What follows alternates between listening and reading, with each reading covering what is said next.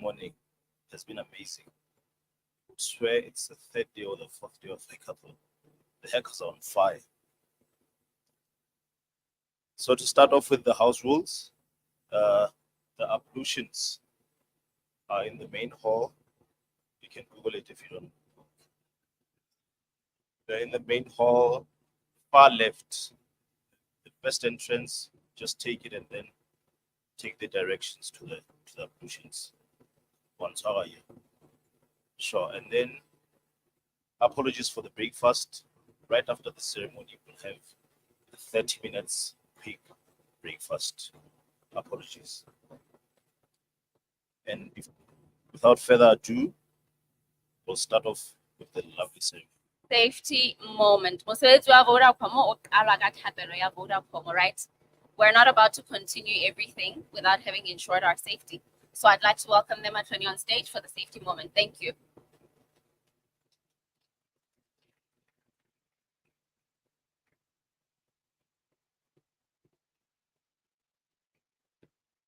Good morning, hackers. Oh, good morning. Please stand up. Hey, hurry. Okay. Pick and choose. Look at the person next to you. Look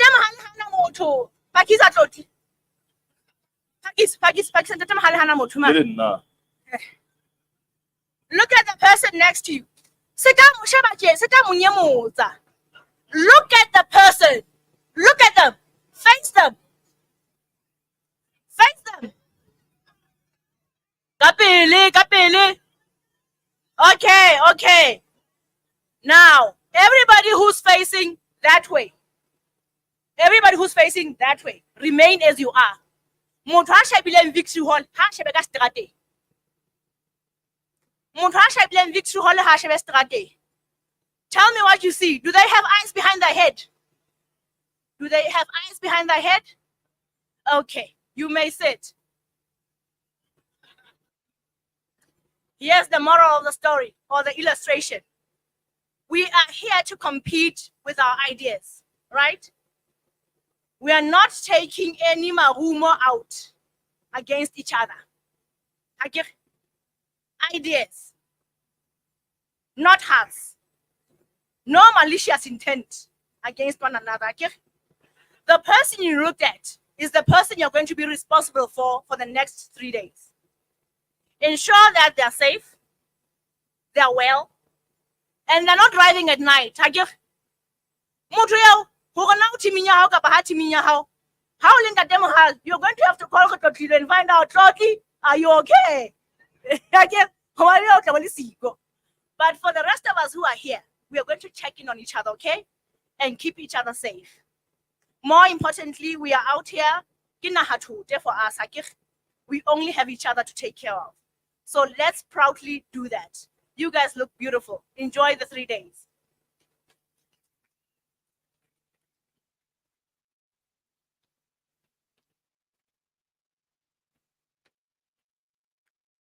Thanks very much, Tony, for that. Hope you've noted the person you're responsible for. The picture that's been taken. So if you forget the person you're responsible for, you're accountable. If you lose sight of the person, we take you to question.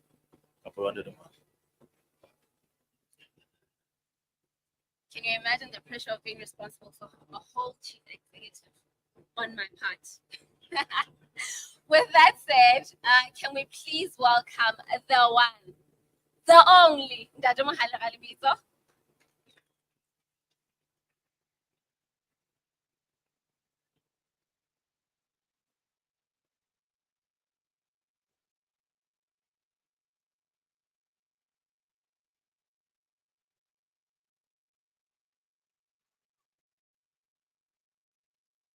Dumelang, bomme le bontate.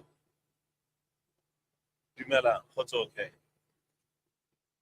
Ele ya phela. Le phela hantle ke. I'm hopeful that we're going to have a little bit more energy than that so that we can.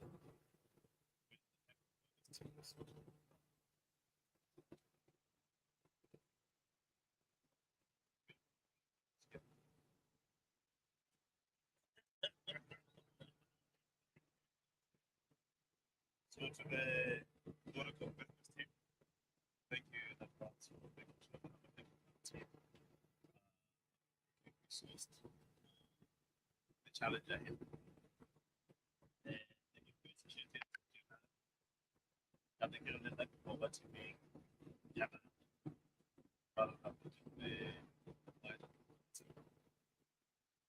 Today marks a very special day indeed. We started with that anticipate to make sure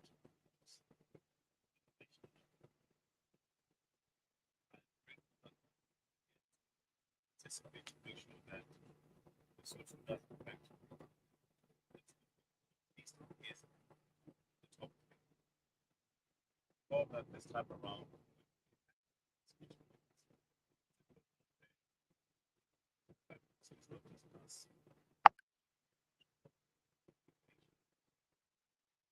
We are beneficiaries of the way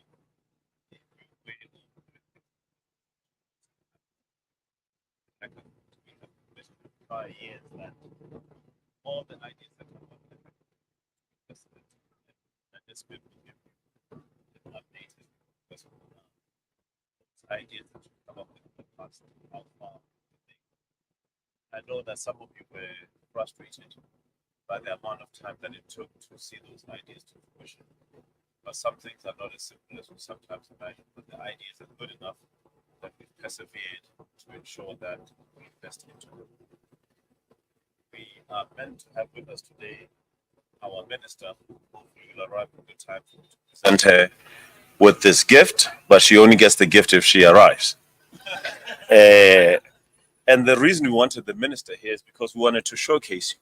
We are proud of what you've done over the years as a collective, and I know that the teams haven't been exactly as were in prior years, and that's fine. A number of you have participated in and have gone as far as Midrand to be awarded for some of the wonderful work that we've done. It is not only during the hackathon that we benefit from innovative thinking. We are already living inside of an innovation which saw us with some very few days left being able to ensure that we could re-register our customers who missed registration cutoff. So we don't just do hackathons to come up with ideas during the hackathon, which we will invest in, is to get us used to doing things differently. Because Harukopane religion, agile is a default way of doing things, whereas we are sometimes fragmented. So all of you are part of, for this year, a vanguard of people who are going to ensure that agile comes to life in our business because we need it. Where time's fragmented, you've complained in some of the surveys that we've seen that as a leadership team, we're not always joined up.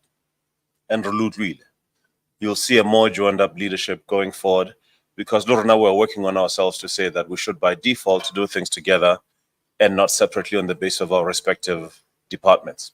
Now, as it happens, my department, so each time you're not doing things together, let's have a cost a PDAC. So kako po saying, libizon la PDAC and behlaile hantlenyana. Let's olempel ho sebedisana more. Jolo ka me mahlone sa chulo, you are responsible for each other's well-being for the time that you're here and beyond. And by well-being, we don't just mean in case of fire, we mean generally. Check on one another, check in, and continue to share those ideas because we desperately need all your amazing ideas to transform our business. Hakinoba mulelele jwalo ka lolo, it's where I have no insecurities about my height. Ka ho ke tla kopa ke qetele ka hore fela ka nnete ke a leboha. I look forward to hearing what you're up to.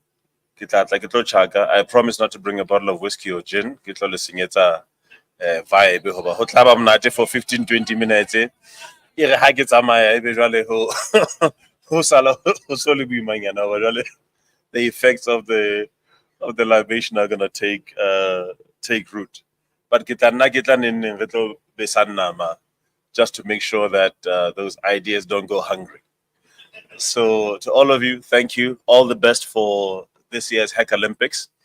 I count on your coming in at top 3. Is that it? Is it Kapalabata number 1 FL? Number 1 FL. But whatever the outcome, by being here, we're already on our way to victory. Bring with you the optimism, energy, and belief in one another. and I don't think anything can stop us. Happy Hack Olympics. I declare these Hack Olympics open. Thank you.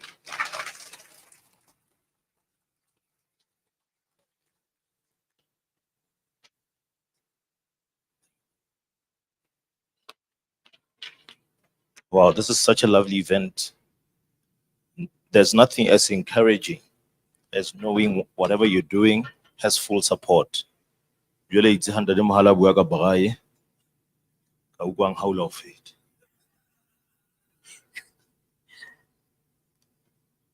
At this point, after the official opening of the event, may we please rise on our feet.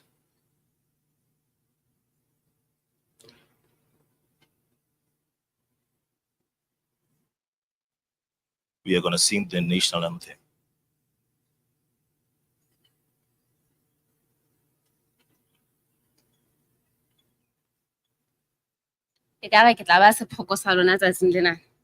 We don't know when Datepef is. But in any case, let's. Lesotho fatshe la bontata rona, harama fatshe le litle ke lona, ke mori hlahile, ke mori hodile, re ale rata.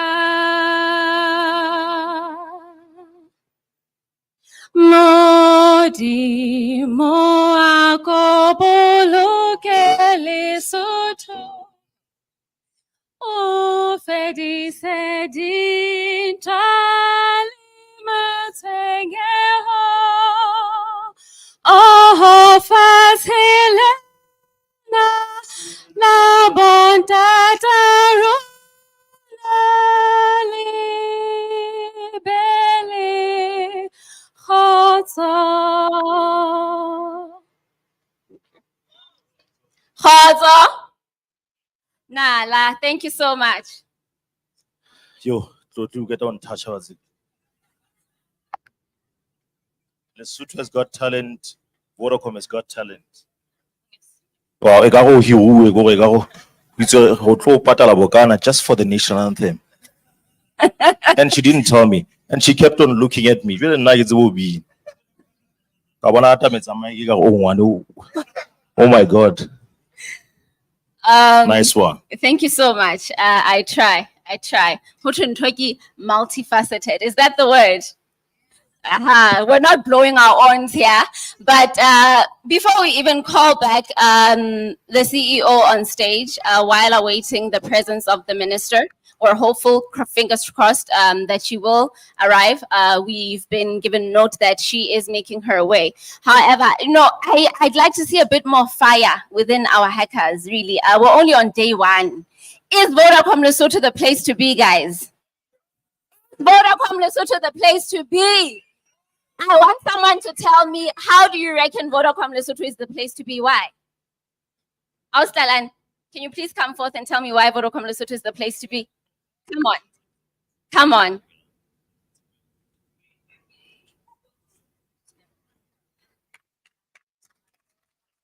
We are hacking and we need to understand why Vodacom Lesotho is Vodacom Lesotho the future?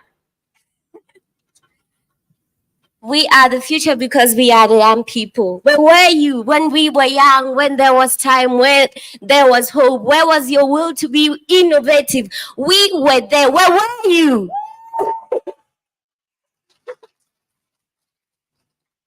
I did say we're doing bigger and better this year, right? I'm sure there's somebody on the floor after that impressive performance. They're like, "Hi, Askan Babitan." All right. So without further ado, right? We'd like to call on stage the one, the only, our chief executive, please, to further to the officiated opening of the hackathon, to come and torch the flame for us and reflect just how auspicious this occasion is. And then o ye mema troni re kopa thuso ya hao. Re se ke ra tjhesa naha.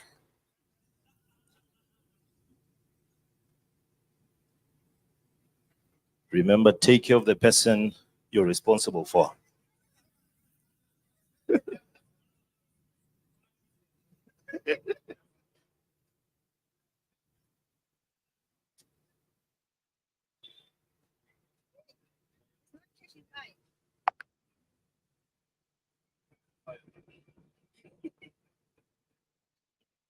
Sorry for the kid. Just gotta close. I need to.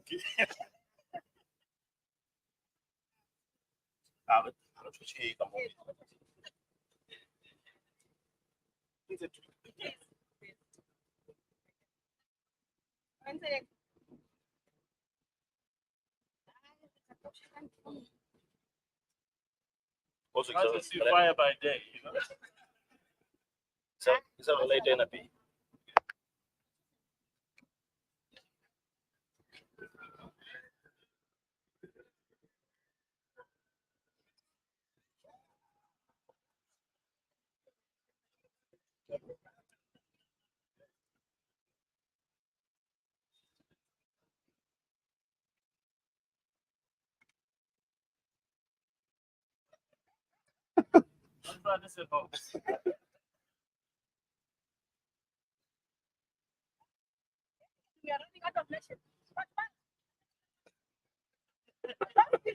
Expose. What for mema troni? Expose for what?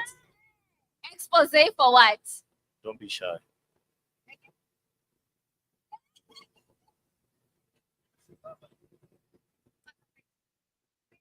But one of the later, I don't know, Jaja.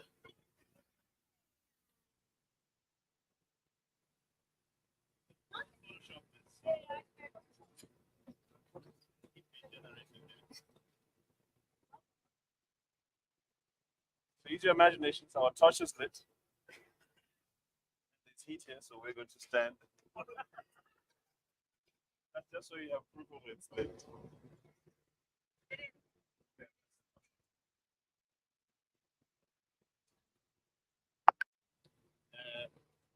Please take a picture of this and share the picture that in Dalbana with our honorable minister and present her that flag and commit to her that the day that the honorable minister is ready, that we conduct a hackathon for how we may turn around our ministry and catalyze the country's progress, that we stand ready. May I commit you to that? That we'll do a hack for our ministry to ensure that the pent-up potential that we require of them to transform our sector is indeed realized. So with that, once more, our Hacker Olympics are open. The minister will receive her flag and our offer, and in due course we'll announce next steps in terms of the hack that we're going to conduct for our ministry. And who knows, maybe government in general. Thank you.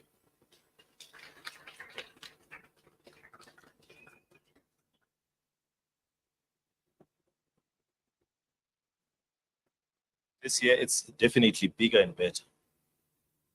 If you're not here now, you're online, you can hear us, you can see us. Next year you better be here. If the ceremony that was just done now, when I was told about it, I was so puzzled. I was not sure what it meant. I was not sure if it's actually the flame or something else. Okay, Motiana Pila, how here? Health and safety, yeah. So actually, this is done for Olympics. We are Hack Olympics, right? So I had a small research about it. There's a definition that was very impressive about it that said it is a symbol of knowledge, enlightenment, truth, and intellectual optimism. They believe that the light of truth and the reason overcomes the darkness of ignorance. Isn't that impressive? Now that Mohale did the honors, I didn't understand anything of it. but the way he did it really hit me intlizio. So guys, by so saying, we'll move back into our arena, and then we'll have our breakfast at last. Anything else? No. Heck Olympics. Yeah. Freedom at last. Hunger pains are about to go. Thank you.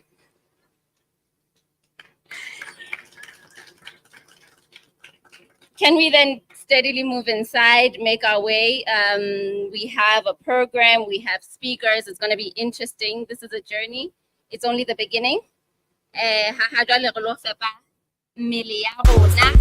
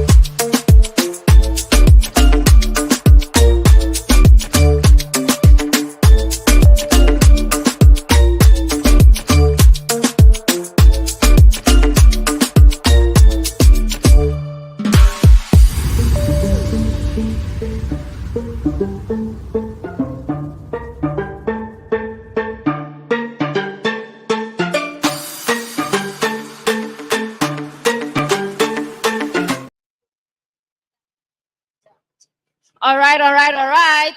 So while we have our breakfast and settle down, we're going to have a bit of a word cloud. 5 minutes, Nyana. Give you some interesting facts about all the markets that have joined. So also the virtual joiners, where are you joining from? Are you DRC, Ethiopia, Egypt, Kenya? So my co-MC over here has some interesting facts about some of the countries where the markets are based. So it's like a little did you know? So there are quite a number of countries that are part of the hackathon that are joining us live. There are some interesting facts about these countries, particularly the DRC. Did you know that Kinshasa is the second largest French-speaking city in the world? After Paris. Who would have thought, right? So to the virtual joiners, if you are joining from DRC and you are based in Kinshasa, I, for one, was not aware that it's the second French-speaking biggest city after Paris. How's that? Now, if you're joining from Egypt, interesting fact about Egypt is that makeup was popular with Egyptian women and men alike, okay? They believed that makeup kept them safe from the wrath of the gods. So to all the women out there, if you're putting on your makeup, makeup has healing powers. Keep on keeping on.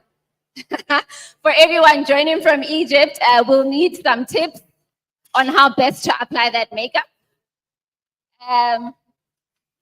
Where are you joining from?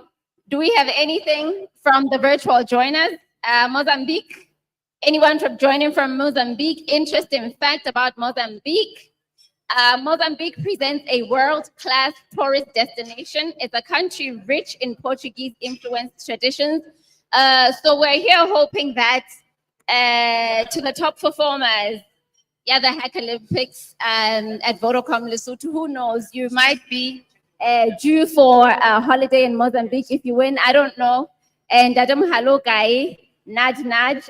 So for the people that are joining from Mozambique, that's a very interesting fact about the country in which you are based. Now, Kenya. Interesting fact about Kenya. The national animal is the lion. Did you know? I think for us, Basotho, the national anthem, ke kgomo kapa jwang? Mobile.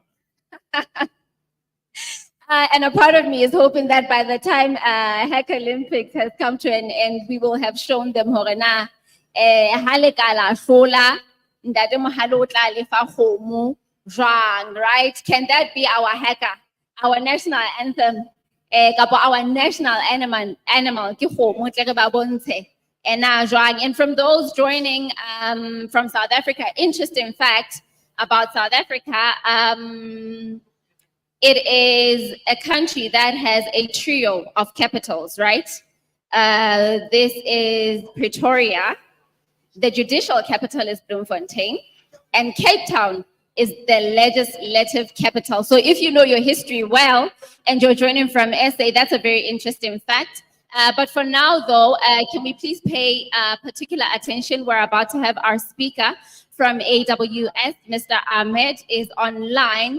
We are here prettified and looking nice and fed and well taken care of because we have sponsors as well. So hackers, virtual joiners, can we please pay attention to AWS as they give us a talk on generative AI, innovation all the way. Thank you very much.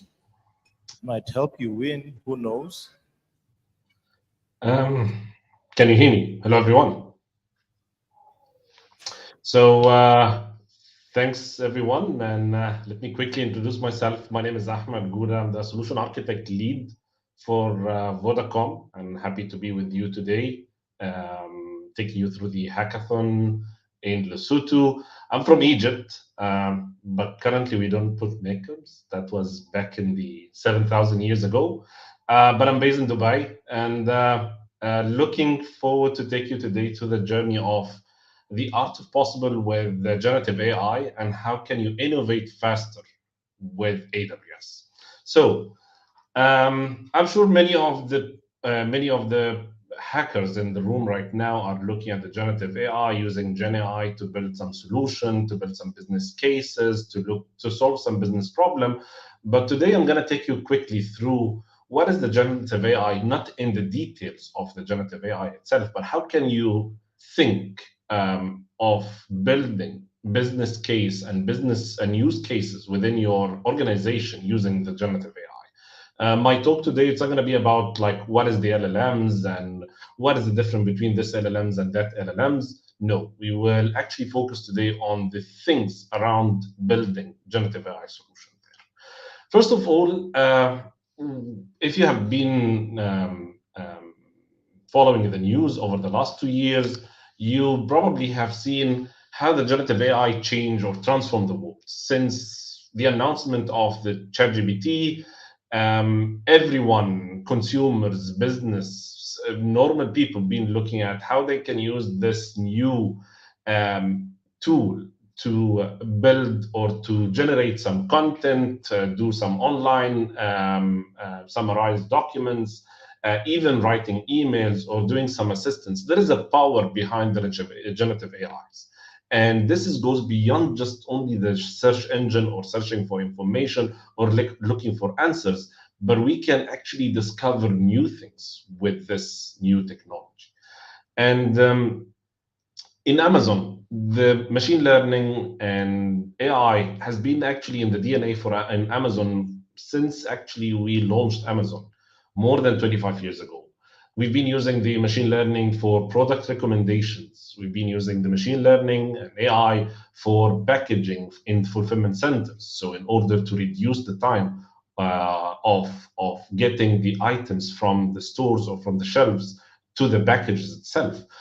We have invented the first personal assistant, smart personal assistants, Alexa, which is actually powered by AI and machine learning, and that has been in the market for over 10 years. We've been also inventing new solutions similar to just walk in or walk out, where you would be able to go inside the shops, get the items, walk out, while there is AI cameras that will detect your items, your motion, your movement, and then deduct the amount at the end from your credit card or from your Amazon account at the end.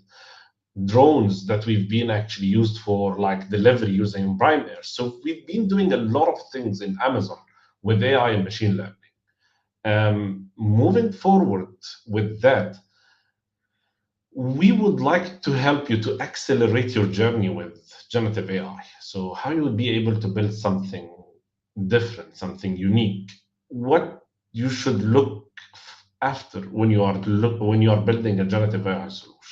In my talk today, I'm going to focus on mainly 5 pillars: how to choose or choice and flexibility of the models, differentiate with your data, how you would be able to build a responsible AI integration, how you would think about the cost and the performance of your infrastructure, and finally, we will go through some of the application that we have built within AWS that can help you for that. Generative AI hasn't been possible without actually the cloud computing. With the cloud computing, this scalable compute available, the number of the models, the data, massive amount of data that's available right now helped the generative AI to be possible, actually. And if we look at over the last 6 years, the compute power, because of all this innovation, has become 100,000 times than it what used to be before these 6 years. The amount of data, it actually becomes 100 times what it actually been there before. The same for the AI models. The size of the models enormously reached to 1,000 times what it used to be before as well. So that's all with the help of the cloud computing, the capacity of the cloud, the scalability of the cloud itself. If we look at the human lifetime, actually, the average human receive around or learn around billion of words within the lifetime of the human. But if we have put that all together from different resources, from different places, and train a model with this, we will reach to a trillions of words. That's how we've been able to build foundation models or large language models.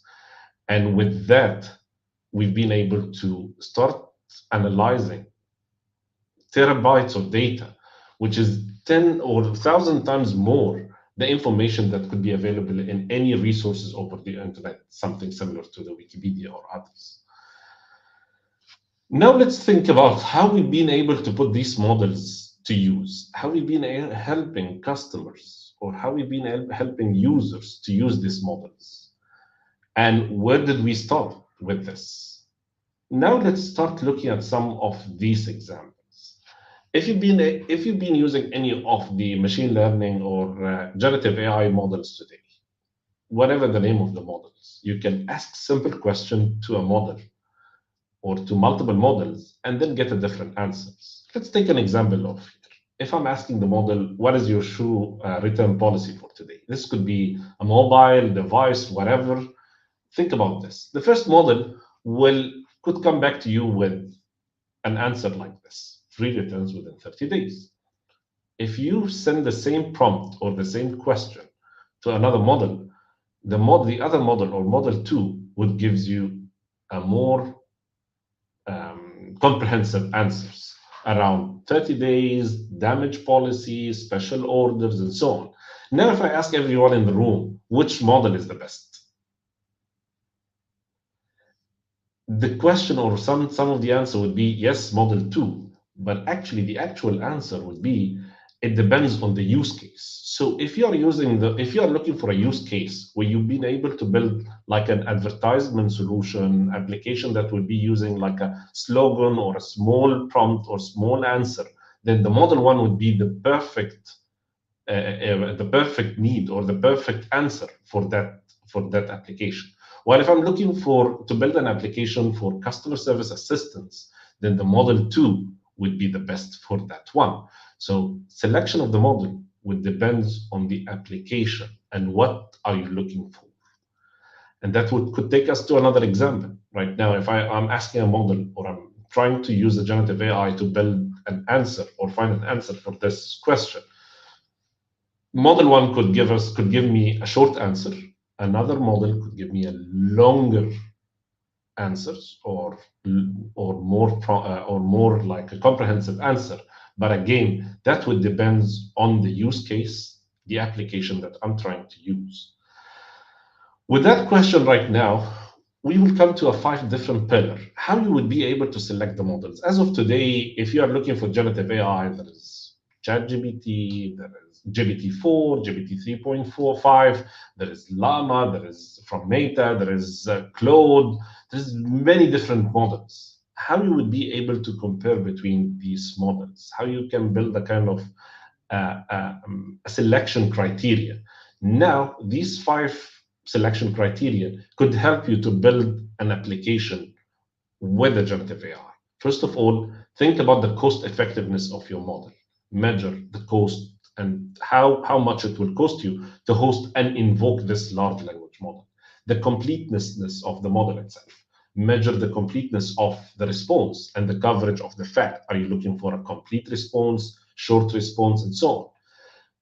Hallucination. There is no model without hallucination, but measure the hallucination in the response and the accuracy of the citation that's coming and the resource.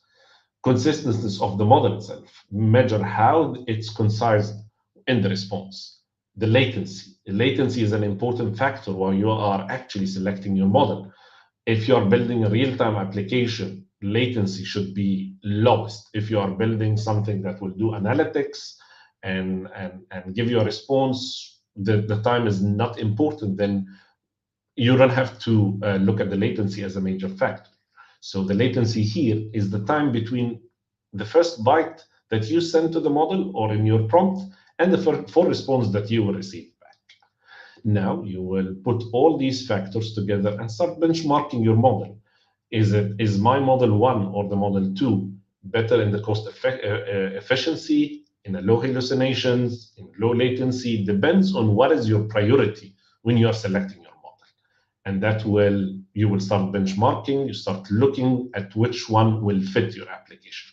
Again, that's different from the benchmarking that would be available online when they are comparing between model 1, number of parameters, number of resources, the training, and so on. No, this comparison is mainly coming from your own needs and your own application. That is the difference here.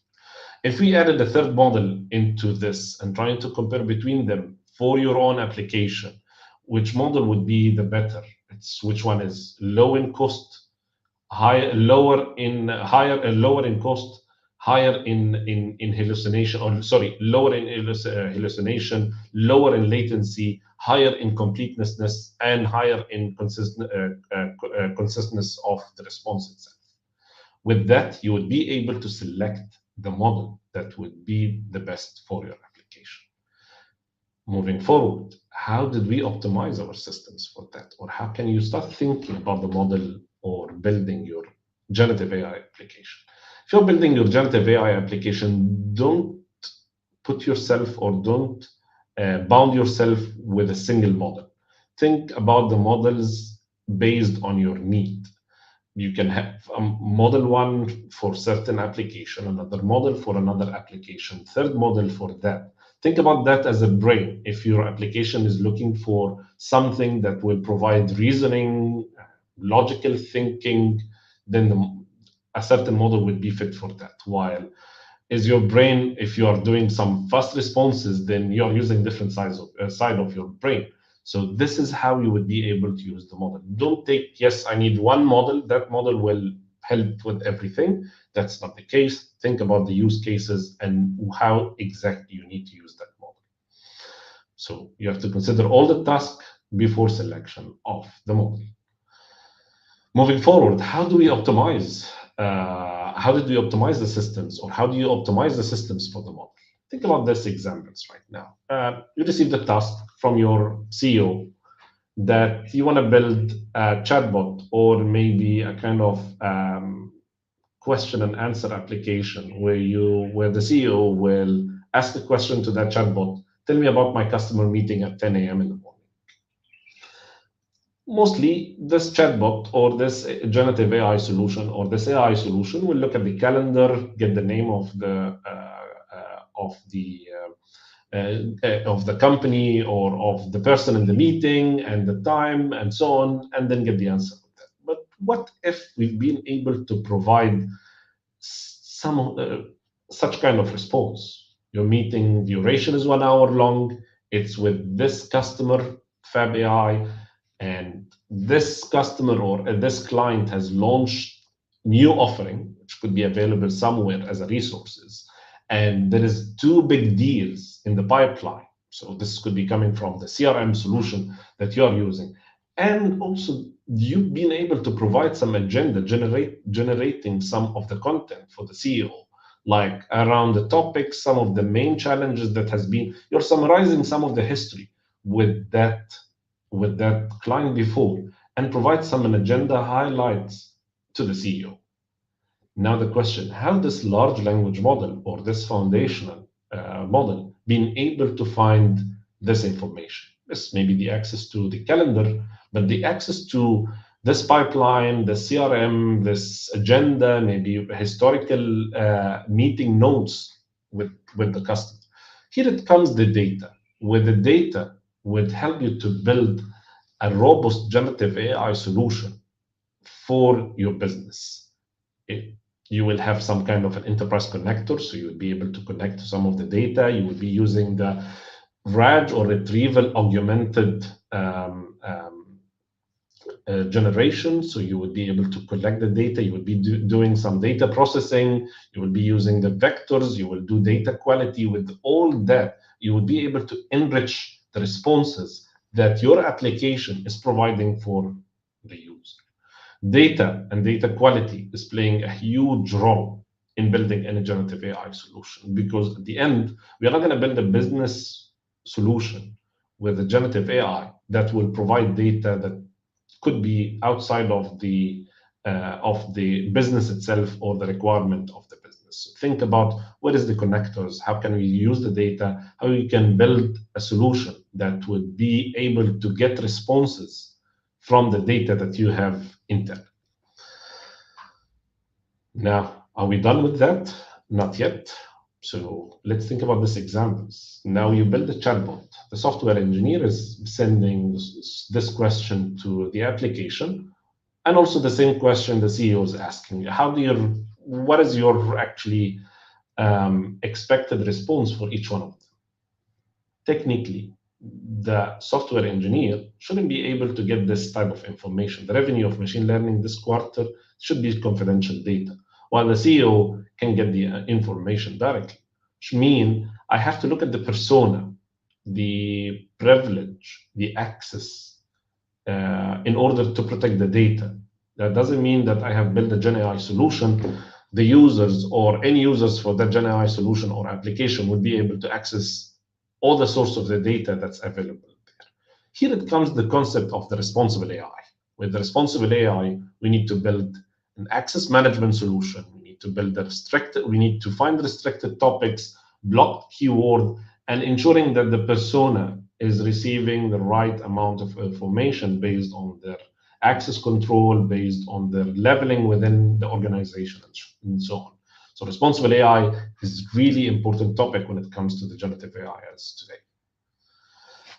Once we have already looked at this in terms of the model, in terms of the data, in terms of the responsible AI, and access management, let's look at the ML or AI ML infrastructure, where you would be able to build that or host that within your infrastructure itself, and most probably in the cloud for cost-effective application. After we looked at this, let's check where we are in terms of the choice and flexibility of the models, differentiate with your data, responsible AI integration, lowering the cost of and lower the cost and increase the performance of infrastructure from an AWS perspective. In terms of the choice and flexibility of the model, when it comes to that, AWS and Amazon didn't bound you to a certain model or offered you a single model for everything. What we have provided you with is we have built a solution called or a service called Amazon Bedrock, which will allow you to access multiple models or many models using an API in a very scalable and secure way.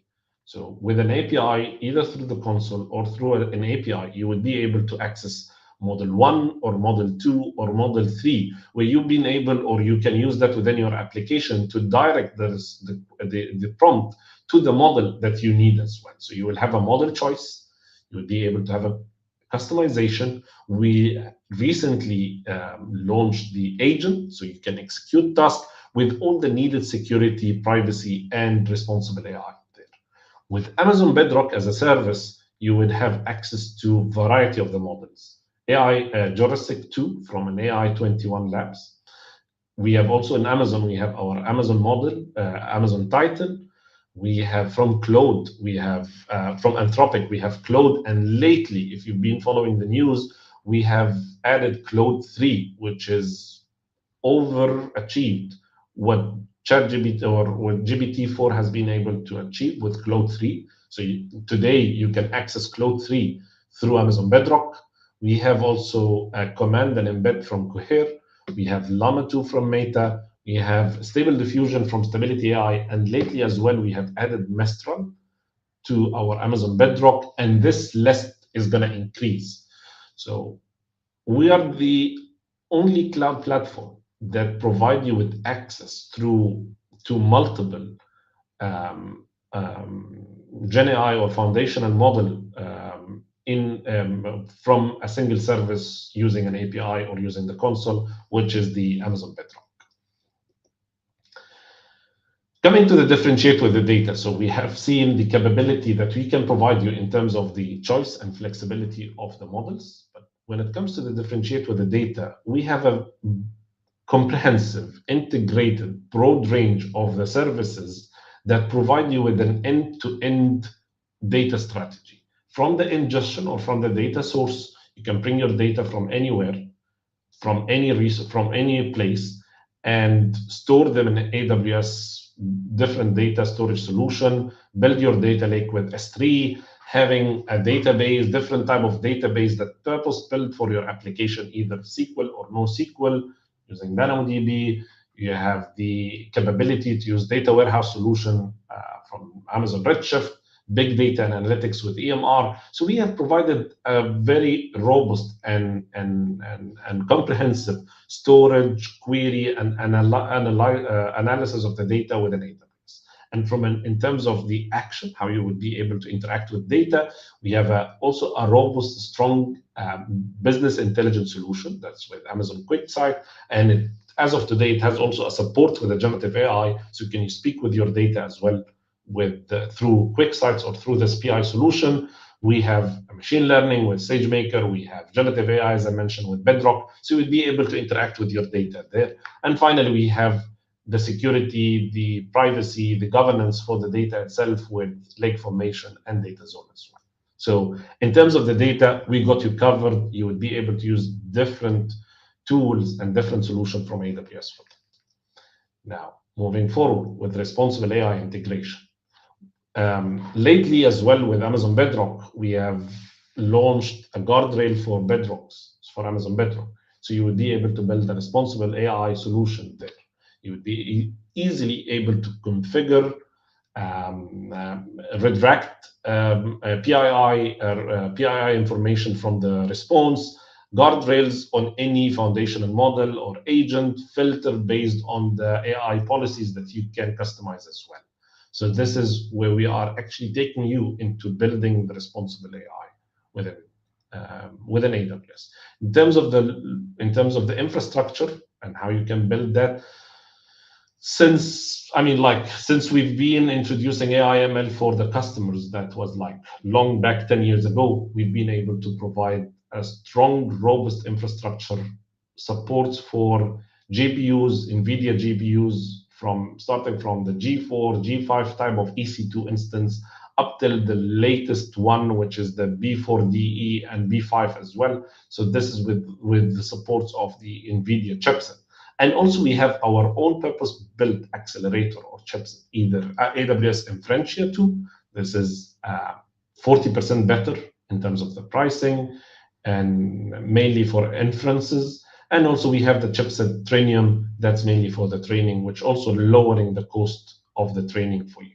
So you have the variety to use either from the EC2 GPU from NVIDIA, or also the EC2 with a chipset that's available from Amazon or Amazon chipset itself.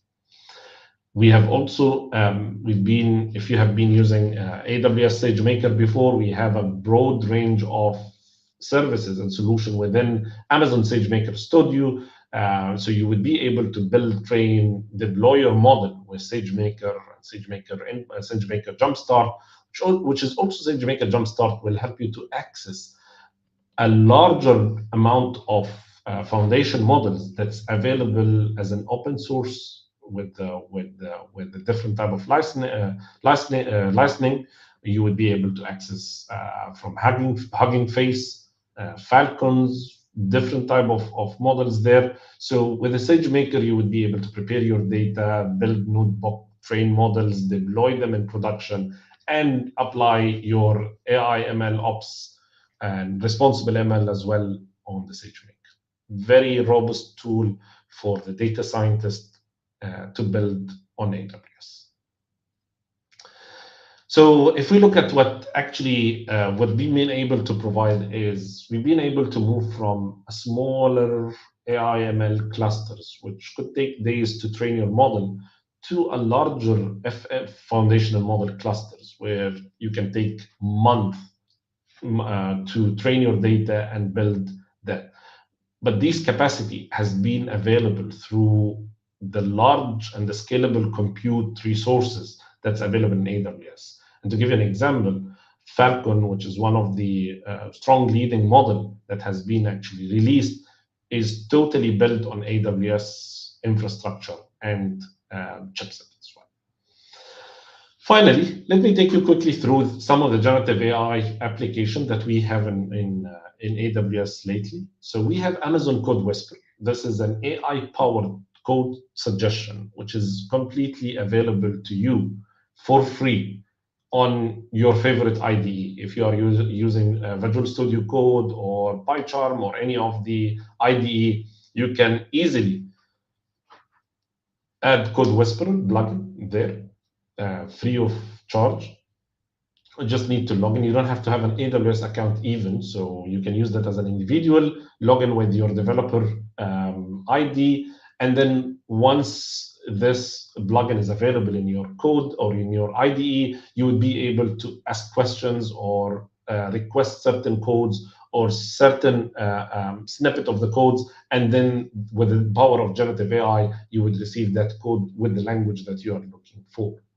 Very strong tool, very nice integration, free of use. We have also an enterprise version of the Amazon Code Whisper, which could be available, for example, for Vodacom Lesotho. So all the developer would be able to, and at this point, all the developer within the group or within the enterprise would be able to use it with their enterprise login. But the nice thing here is you would be able to do customization, train the model with your own code repositories and resources, so you can standardize the coding within the organization itself. Feel free to reach out to me if you're interested to know more about the Code Whisper. Very great tools. I would really suggest any developer, as you are building today, to just add this plugin to your Visual Studio Code and start developing with Code Whisper. Another service that we have launched recently, it's called Amazon Q. So with Amazon Q, we've been using the generative AI as an powered assistance for your work. So that's mainly tailored for the business, for code builders, for data, for operation.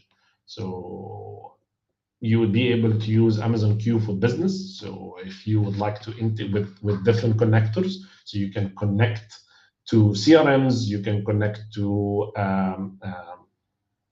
different internal code, internal document repositories.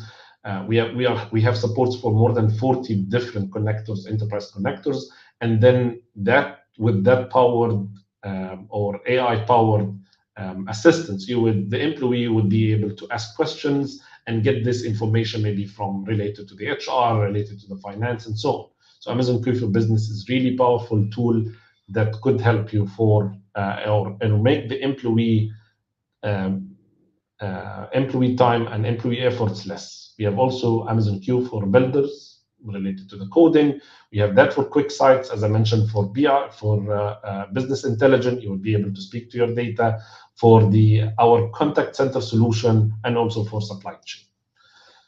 So as I mentioned, you would be able to streamline your search, make it easy for the employee to find. You would be able to find information, generate summaries, extract key insights, summarize meetings, notes, and others, and accelerate the content creation as well. So this is a really powerful tool that empower employees for this. And with that, we have covered mostly everything that you need to accelerate building with a GenAI. What I would like to highlight at the end of this talk is with AWS, first of all, you don't have to bound yourself with a single foundational model. You have to pick and choose and get the flexibility and pick the right model for your application. With AWS, we provide you with variety of foundational models, and you would be able to access them through Amazon Bedrock, through an API, or you would have also the possibility to build that with SageMaker Jumpstart. Data is a key differentiator for your application. Differentiate with your data. Make sure that you have a robust data integration in order to build a strong business GenAI solution for your company. Keep the responsible AI in the top of your mind. With that, you will be able to protect your data and provide the privacy and security for the data and for the GenAI solution. Cost and performance are also important. And finally, we went through some of the powered or GenAI powered application within AWS that can help you. With that, I have reached to the end of this talk. I'm happy to receive questions and maybe over the chat or over the or live right now. These are my contacts. Feel free also to reach out if you need any help or need anything related to generative AI or in general for AWS. Thank you so much. Together, we can harness tomorrow's innovations to reimagine your operations, create better experiences, offer greater flexibility, and deliver genuine business value to gain a competitive and operational advantage. Together, we can monetize 5G, digitize industries, and innovate with generative AI models. Together, we can raise the bar on what's possible. Experience the next level with AWS.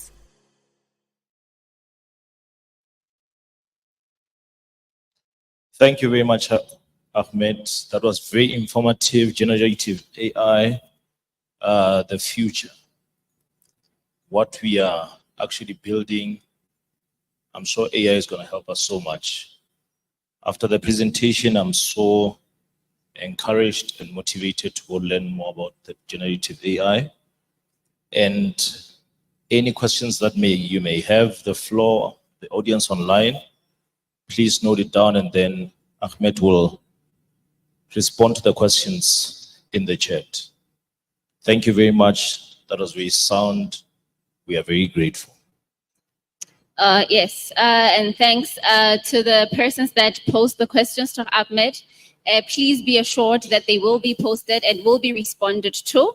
And without any further ado, I would love to please call on our Executive Head of Department, External Affairs and Regulatory, that is Hepon Taupane, who will be welcoming the relevant minister who has joined us today in support of the Vodacom Hackathon. Thank you very much. Ndadin Taupane, the floor is yours.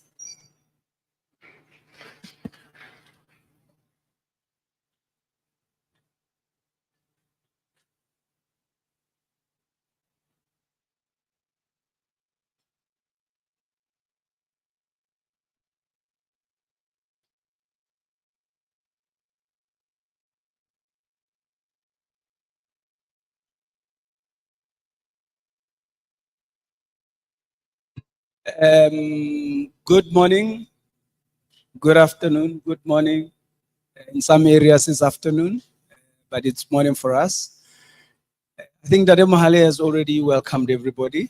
Mine is simply to welcome the Honorable Minister, ya re busang, within the telecommunications sector, Honorable Me Ntatimo Rosi, to come and welcome you and cheer you on. I think what is important, I was just sharing with her why we are here and how we can individually and collectively use our talents to solve for the problems that we have as a society. Ke lona lebaka leo me Nthati a tlileng ka lona mona a tlo tla a le bona to cheer you on. We are indeed honored to have you in our midst, and thank you for coming through. This is the team. You have a lot more youngsters who can solve our country's problems, innovative ideas. This is them. Thank you, man. Ho itse pele ke qala ko o fe mona lebitsong la bona batho bana. It's called a hackathon flag. Akere utle ke iphuthule.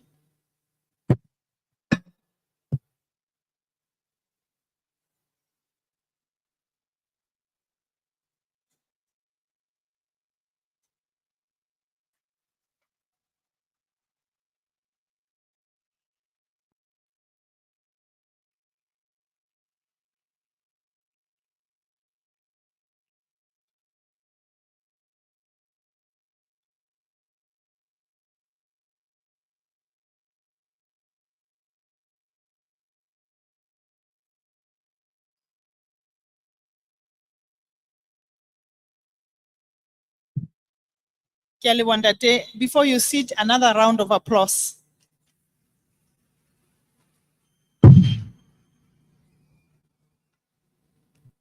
Kanti ke a leboha, you may get seated. Ntate Ndaopane, ho na le ba sa bueng Sesotho?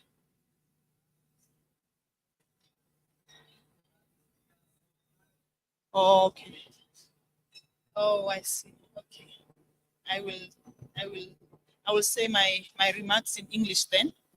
Let me first pay my respects to His Majesty King Leetsie III, the Right Honorable the Prime Minister, and skip the formal protocol and go straight to the Chief Executive of Vodacom Lesotho and all the senior officials of Vodacom, Daten Taupane and your team, and you fellow innovators in Lesotho and across the world, ladies and gentlemen.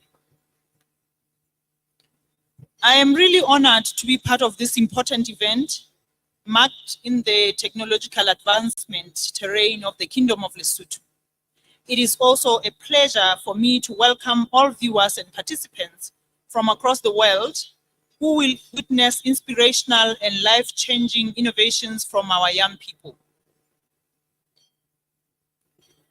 The Hack Olympics event is a grounding moment of a long digital transformation journey in Lesotho, where more than 90% of our population or citizens of this country are digitally connected. This effectively means that Lesotho is primed to derive benefits from 4G and 5G connectivity, to accelerate innovations from e-commerce, e-education, e-government, e-services in general, and for strong linkages on skills, infrastructure, finance, and other capabilities towards economic development are established. Ladies and gentlemen, the government of Lesotho is launching a groundbreaking initiative of National Program for Coders, aimed at fostering skills development to drive digital transformation And as part of this initiative, the government has institutionalized innovation within our technology portfolio to offer comprehensive support to aspiring software developers involved in the technological space. This development is expected to add significant impetus to innovative initiatives such as hackathons, expos, festivals, inclusive of the highly anticipated Hacker Olympics. Through this program, coders will receive tailored resources, skills, training and technology portfolio that offer support to individuals, to groups, to institutions, and corporations involved in the technology space, contributing to the digital evolution of our nation. With this Hack Olympics, we join multitudes across the world in celebrating the entrepreneurial spirit of our young people who are redefining sustainable livelihoods approaches through creativity and leading to job creation. Ladies and gentlemen, our national strategic plan identifies technology not only as a catalyst, but as a means to an end in itself and key enabler of productive sectors, aimed at accelerating job creation to address rampant youth unemployment.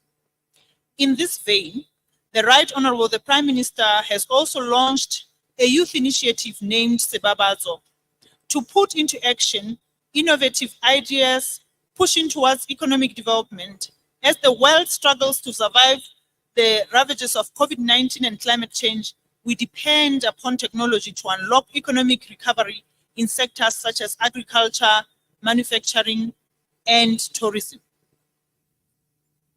We therefore recognize the contributions of Vodacom and its peers in making sure that digital services are more affordable, accessible, and available so that innovators are assured of a firm platform from which to launch their groundbreaking ideas. May I conclude my remarks by expressing my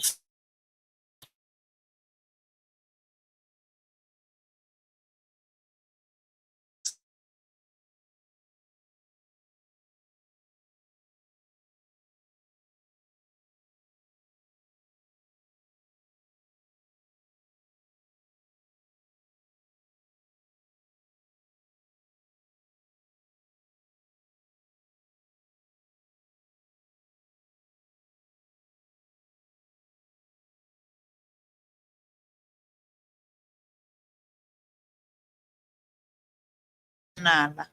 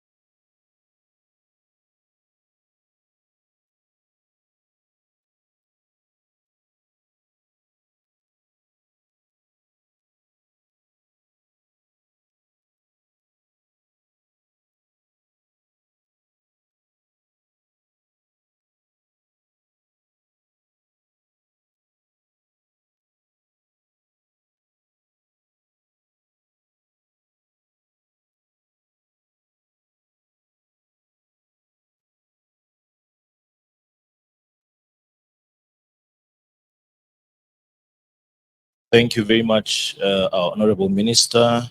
It's really an honor to have you here, and thank you for the lovely words of encouragement. We're really honored. Another round of applause, please, for our Minister.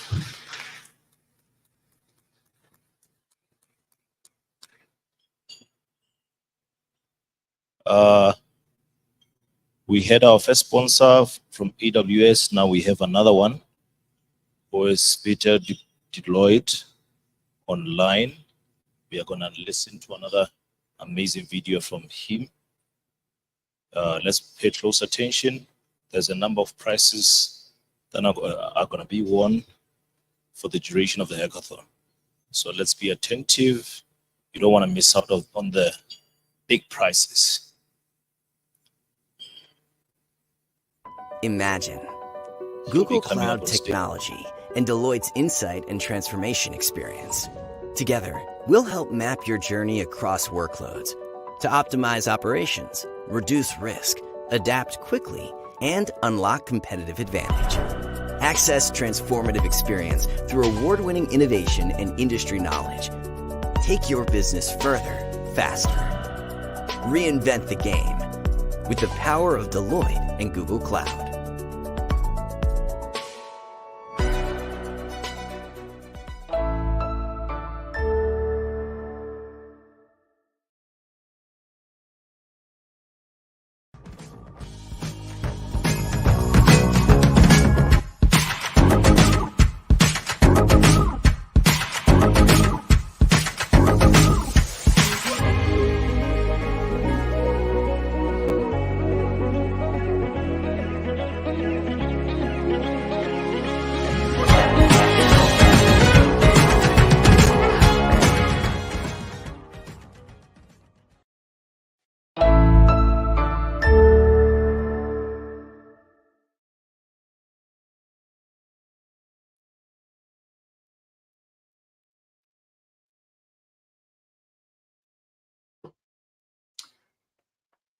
How's it, Lesotho? I'm Peter Dupriya, and it's a privilege for me to join you guys here today on your Hack Olympics. And it's just sharing a short little journey of mine into a gold Paralympic medal. And I truly hope that it will make you guys believe that you're just one mind hack away from defying limitations, redefining possibilities, and ultimately innovating solutions to any problem. Now, from when I was 6 years old, I was praying and dreaming every day of going to the Olympics and winning a gold medal.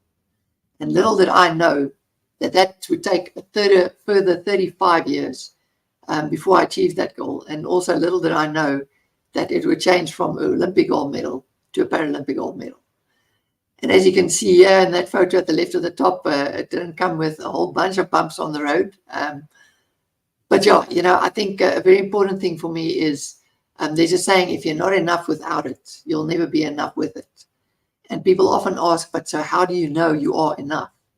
And for me, the simple answer is, if you make sure that every step on that way towards your dream or your goal, you make it impactful, and you make sure that you touch whoever comes across on that journey with you, and make sure that you impact them in a good way and make it purposeful, then you will be enough when you reach that goal or that dream. And even if you don't reach that goal or dream, you will be enough, and that goal or dream will just be the cherry on top. Now, I wasn't always in a wheelchair. I'm going to give you a bit of a background of what I was all about before my accident, and then also obviously, you know, what happened and how I ended up in the wheelchair. So I would like to believe I'm the middle child of 3 brothers, and like to believe my parents brought us up to live a balanced life, making sure that we participate in all phases of life, from culture, social life, the academics, and obviously the sport. And I think my parents managed to do that well. You know, throughout my years, I sort of kept that balance going, and I ended up studying actuarial science at Rao University, which is now the University of Johannesburg. And I was busy with my honors in investment management. And throughout those years, I continued that balance of participating in culture events, singing Surrey, playing guitars. I had my friendship group. And of course, as you can see here, I was, you know, still set on that big dream of mine chasing that gold medal and going to the Olympics. In the end, ending up in triathlon.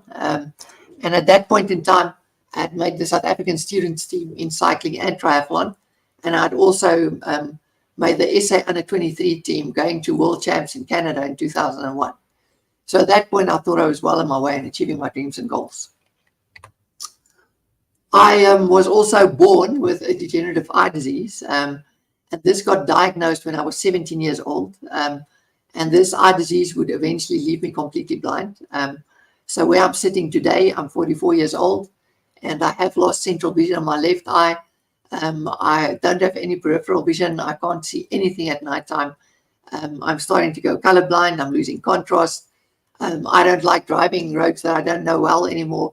And obviously, as you can imagine, how it impacts training and can be on a bike and a racing chair out on the road in a big way as well. And interestingly, as you can see what I say here, I saw this as my superpower. And I mean, it's funny to say that, but I was now talking about making that mind hack to the solution to any problem. But in the same way, I made that mind shift of how I see this. And I call it a superpower because from when I was 17 years old, I knew I would eventually go completely blind. So I saw this as a motivation to make sure that while I still have my sight, I use it to the best of my ability every day while I still have it. So for me, it was a constant reminder that I need to chase life and chase my dreams and chase what I can do and what I want to do with my eyesight. And then when I eventually do go completely blind, it's a new phase of my life. And in that way, I saw it as a superpower, funny enough. Then came 6 October 2003. Everybody thought all my dreams were shattered. And it's a funny, ironic story. I had to do 60 k's of cycling training on the day, and I had a bit of a hamstring kneel, and I had to go to a chiropractor to get my spine in alignment. And I decided I'm going to kill two birds with one stone and cycle to the chiropractor and back, which would give me 60 k's. And then on the way to the chiropractor to get my spine in alignment, a car didn't see me, and it knocked me completely, my spine completely out of alignment. Now, I was lying there on the tar, and it was an elderly lady. She thought a rock hit her car. She got out of the car, and then she saw my bike, and then she came running and screaming and crying hysterically towards me. And for me, look, I'm a man of faith. I'm a Christian, and it was just amazing for me how, God was there with me, because I actually calmed her down while lying face down on the tar, not being able to move a thing. And I told her in that moment that I forgive her, but she must please calm down so that we can deal with the situation. And anyway, it felt like ages, but it was about 45 minutes later. I was finally on my way to the hospital and to the nearest hospital. And by the time I got to the hospital, I couldn't breathe anymore as well. And I was eventually put in an induced coma and on a ventilator because I couldn't breathe. And they then, after the x-rays, realized that they couldn't immediately operate. So what had basically happened was I broke my femur, broke both my wrists, crushed my kneecap, and then the most severe of all of that was that I broke my neck. So there was a piece of bone lying on my spinal cord, so they couldn't operate immediately because there was too much swelling and it was too dangerous. So they put me in this induced coma, and then while I was in that coma, I actually had these screws in my head with like a halo and weights pulling my neck into traction while they were waiting for the swelling to go down. And then about a week later, they could actually operate on my neck, and they took me out of the coma. And then it was a journey of 42 days in ICU, of which I spent 32 days on a ventilator before I could start breathing by myself. But eventually, after 32 days, I started breathing by myself. And there was a lot of crazy stories I can tell you that happened in ICU. But I was eventually, after 42 days, ready to go to rehab. Now, the picture here is where you see I had a nickname, Super Pit, which you obviously saw in the beginning of the slide, Super Pit. And I got that before my accident. And this is not even half of the people that was there that day before I went to rehab in ICU. But they made these Super Pit cycling shirts, and they actually cycled a whole bunch of cycling events here in South Africa in support of my cause. So it was just incredible, the support I had through that tough times and situation. Now, rehab, I spent 12 weeks in rehab, and it was really, for me, a stepping stone of learning what this quadriplegic body of mine is all about. And I'll explain to you now what it means to be a quadriplegic and what I do have and don't have. Yeah, for me, rehab was really just a stepping stone to understand, what this body of mine is about. And, in rehab, I was told that I would never be independent. I'll be able to do a couple of things myself, but, maybe like putting a shirt on and so on, but I will always need somebody to help me throughout my life. Now, I'm going to give you a bit of a description of what it means to be a C6 quadriplegic, which is what I am. Now, firstly, I think most people think if you're a quadriplegic, you can only move your head. But that's not the case. If you are a quadriplegic, it means you broke your cervical spine, which is your neck. If you are a paraplegic, you broke your back, your thoracic spine, and lower down. So when you are paraplegic, depending on what level you broke at your back, you can or cannot have like trunk and hip flexors and those muscles, but you will have full arm function. So paraplegic just means that only 2 limbs are affected, but you've got full arm and hand function. When you are a quadriplegic, it means all 4 limbs are affected. And depending on which level you broke your neck, you might or might not have some arm function and hand function. Now, if you break C1 and C2 level, the first 2 vertebrae in your neck, you will be dead. At C3 level, you'll be on a ventilator permanently and not being able to move anything else, but you will be alive still. At C4 level, you get your shoulder movement. You can shrug your shoulders. At C5 level, you can actually, I don't know if you can see this, but you can actually lift up your forearm. That's your bicep. And then at C6 level, you get your wrist extension, which is just lifting up your wrists. And that is where I am. I only have this wrist extension, biceps, and my shoulder movement. That's it. I've got no hand or finger movement. I do not have any tricep function, so that's the muscle here at the back of your arm. So I can't lift up my arm against gravity at all. So everything I do is just from the shoulders. And then, of course, I'm completely paralyzed from the chest down further as well. And the big thing here is having no hand or finger movement at all. And then on top of that, what people also don't realize is your sympathetic nervous system is affected. So I can't sweat at all. So I would be training at 40 degrees out there on the road. You won't find a drop of sweat on my body. So temperature regulation is a big thing. I can completely overheat, of course. My maximum heart rate is 120. I can't get my heart rate higher than that. So you guys will stand up and your heart rate will go up to 120. So my max is 120.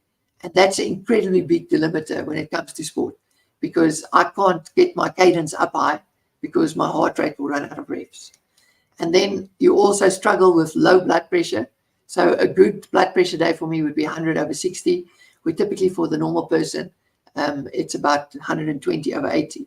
But on very hot days, I would typically wake up and my blood pressure can be anywhere between 80 or 90/40 or 50. So you're just constantly dizzy, and you have tricks to deal with that as well. And then on top of all of that, what people also don't realize with spinal cord injuries is you lose control over your bowel and your bladder. So I was 23 years old, and suddenly I'm being put on these adult nappies, and I have to stick pipes into my body to empty my bladder. And it's all of those things that you had to deal with and get into some sort of rhythm as a quadriplegic, and that's what you learned at rehab. But by the time I left rehab, I was just painted all this doom and gloom. I'll never be independent. I won't be able to dress myself. I always need somebody. And somehow, as an actuarial analyst, my mindset was finding solutions to problem, hacking into that mind and believing in myself. And I just didn't want to believe that. And I thought I would figure out ways to do these things.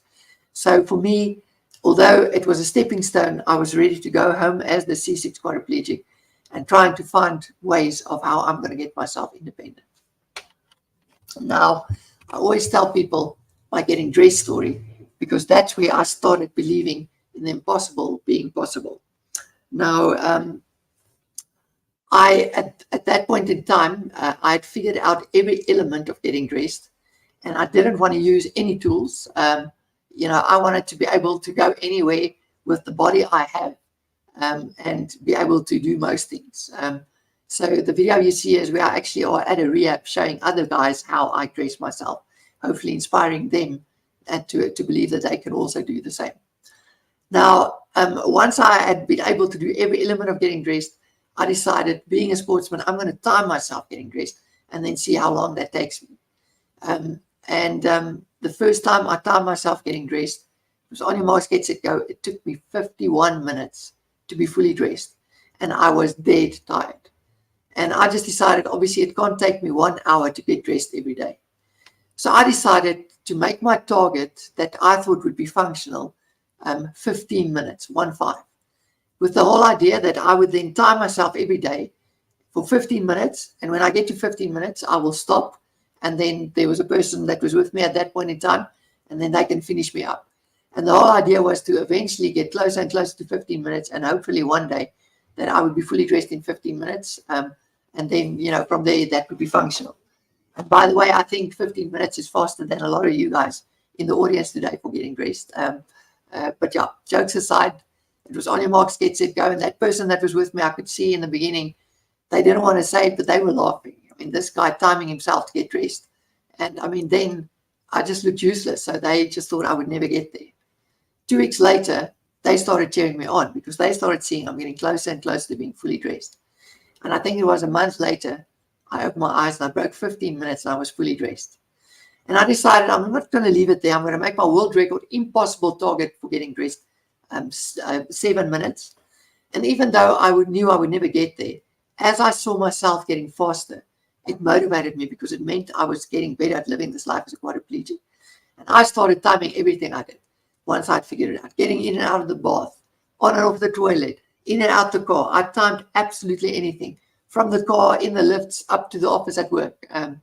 All the things I timed. Because as I got faster, it motivated me. Anyway, it was open my eyes under 12 minutes, then under 11 minutes. And I think it was about 2 months later, I opened my eyes and I broke 7 minutes and I was fully dressed. Now, through a simple thing as getting dressed, that started opening my eyes and believing that the impossible is possible. And, the key thing for me here is often, especially in your environment, there is things that happen and you see these barriers and you just start thinking, they're impossible. I'm not going to be able to figure this thing out. And then you just turn away and walk away. And I promise you, then you will never, ever be able to reach that target. But if you keep on trying and just working at it, I promise you, you're going to be a hell of a lot closer than if you never even started trying. And often, I promise you, you're going to look in the rearview mirror and see that barrier of impossibility in the background. And a true example of that is exactly this. I don't time myself getting dressed every day anymore, but every now and then I do go for a record. And currently my record is 2 minutes and 41 seconds. Now that is almost 2.5 times faster than that 7-minute world record, which doesn't exist, but I thought was never going to be possible. And here you can just quickly see me getting in the car. When I started getting in the car and putting my chair in the car myself, it took me about 25 minutes. Now I can sit outside the car and do all of this, close the door and drive away in under 1 minute and 20 seconds. So once again, also very functional. And up till today, one of my proudest moments is still to be completely independent as a C6 quadriplegic. Obviously, when all of this happened, I was back at home. So I obviously had to get financially independent first. And, once I was ready, I actually landed a job at Deloitte. It was my first job in the actuarial and insurance division. And from this poster, you can clearly see from there, they've been my biggest supporters. And I've been with Deloitte now for 19 years. And I mean, they've been on my sporting journey just as much as they have been on my journey in my career as an actuarial analyst. So I'm very privileged to have them on my journey. I also met my wife throughout this journey, and we did get married eventually on the 3rd of May 2008, and I'm incredibly blessed to have her on my journey, and she's an absolute angel. My dreams became her dreams, and we chased these journeys together. And once I had all of these ducks in a row, I obviously could start chasing down that sporting dream of mine, and hopefully one day getting to winning a gold medal at the Paralympics. But initially, there was no events for my disability at the Paralympics in 2008. So I decided to make my own challenge, and that was to get back into triathlon and hopefully trying to become the first quadriplegic in the world to ever just do triathlons. And yes, triathlon is swimming, cycling, and running. So the picture you see here is me swimming the Robben Island crossing. Now, obviously, I had to figure out how I swim. There was nobody in the world that could explain to me what is the best stroke to do open water swim, but because people with my ability and my severe disability did not do open water swims. So, you know, a lot of my sporting journey, I had to figure these things out for myself. And often, you know, I had to, you know, reinvent the wheel, I almost want to say, with how I do things.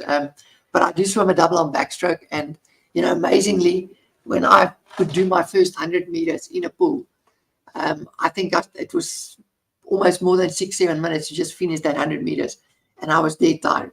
This photo you see here, just, you know, touching on my getting dressed story, just keep trying at it. I'm doing the Robben Island crossing, which is a 7.5, 8 kilometer swim in the ice cold Atlantic to Cape Mainland. And yeah, I'm averaging 2 minutes and 24 seconds per 100 meters. I swam this island crossing just over 3 hours, and a lot of able-bodied people will be happy with that time for an 8 kilometer swim. This is what it looks like when I do hand cycling, and this is my first bike. And, you know, talking about the Hack Olympics today here, you know, it was amazing how, you know, I had to like think about how I was going to make this work for me without any hand function, not being able to grip things. Yeah, I was doing the brakes and the gears with my chin, and I'm very proud to be part of the evolution of hand cycling. This is what it looks like today. And, you know, today we have electronic shifting, and I had to actually hack the wires from one manufacturer onto another manufacturer because those buttons would be sensitive enough. And I actually now do the brakes and the gears with my forearms and my elbows. You can't see it clearly now there, but, you know, next to my elbows at the bottom there on the frame. So it's amazing to have been part of this whole journey of hand cycling and developing hand cycles for quadriplegics, because initially they were just made for paraplegics, and paraplegics with hand function can put the grips and the gears and the brakes on the handles. So yeah, you know, it was quite a special journey. And sitting here today, I'm a 6-time world champion and current world and Paralympic champion on the hand bike. And this is what it looks like when I run in a racing chair. And yeah, you know, same thing here. I had to figure out technique and play with adapting the frame for me as a quadriplegic. And yeah, you know, it took me 10 years to achieve this moment you see here in 2022. From 2012, every marathon I started, I was chasing the world record. And finally, in 2022, I broke the oldest standing wheelchair racing record for quadriplegics in the racing chair in my category, and a truly special moment. And once again, if you can look at that time, I'm averaging about 3 minutes and 20 seconds per kilometer, where when I started, I was doing around 5-6 minutes per kilometer, you know, so came a very long way. Special moment in my sporting career was I was nominated for the Laureus World Sport Awards in 2016. And, you know, why this is significant for me, as you can hear, it's 2016. It was Olympic year. And sadly, even though I was the best in the world, what gave me this nomination was I broke 6 African records and the world record in the 10,000 meters on the track in the racing chair, as well as being double world champion at that point in time in the handbike. But unfortunately, I didn't get my opportunity to go showcase my skills at the Rio Paralympics. And there's some politics and everything in there, but nothing to do with my performances. And, you know, important thing here is life isn't always fair, but we need to turn those situations into something that fuels your fire and adapt to it to push you forward and make whatever it does purposeful on your journey, chasing that dream and goal of yours, nevertheless. Yeah, you can just see it's all about a team effort. My wife and I did struggle 7 years to finally, you know, have my son.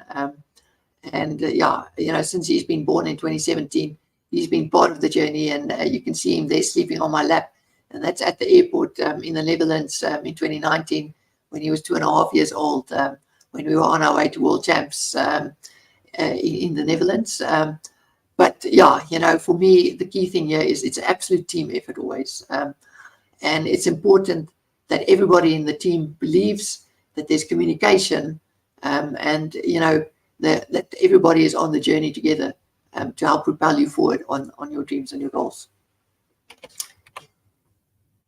And yeah, you know, through the years chasing that gold medal, there was a lot of bad things physically that happened, but also mentally and tough situations.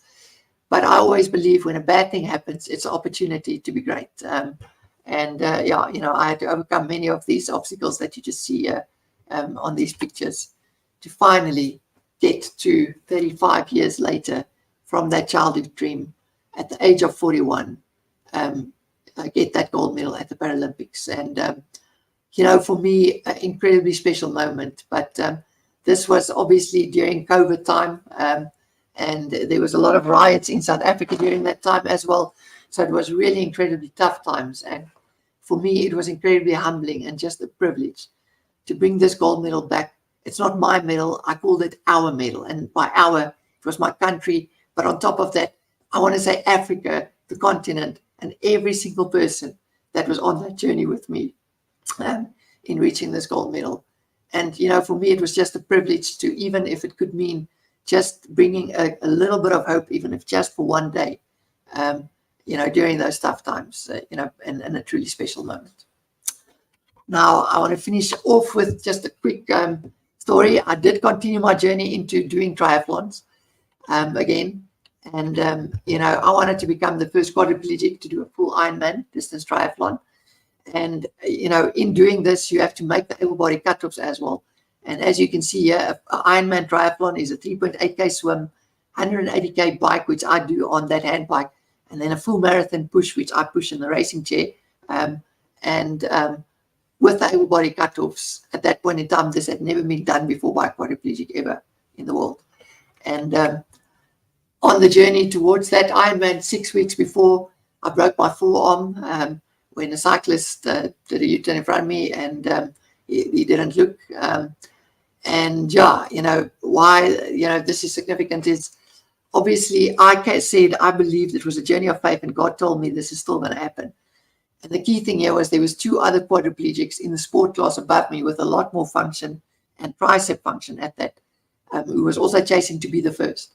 And everybody remembers the first person's name, that the first person that was on the moon, but nobody remembered the second guy on the moon.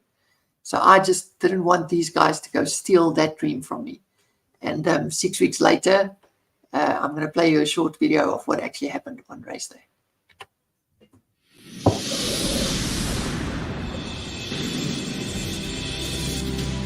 South African Peter has been on a remarkable journey.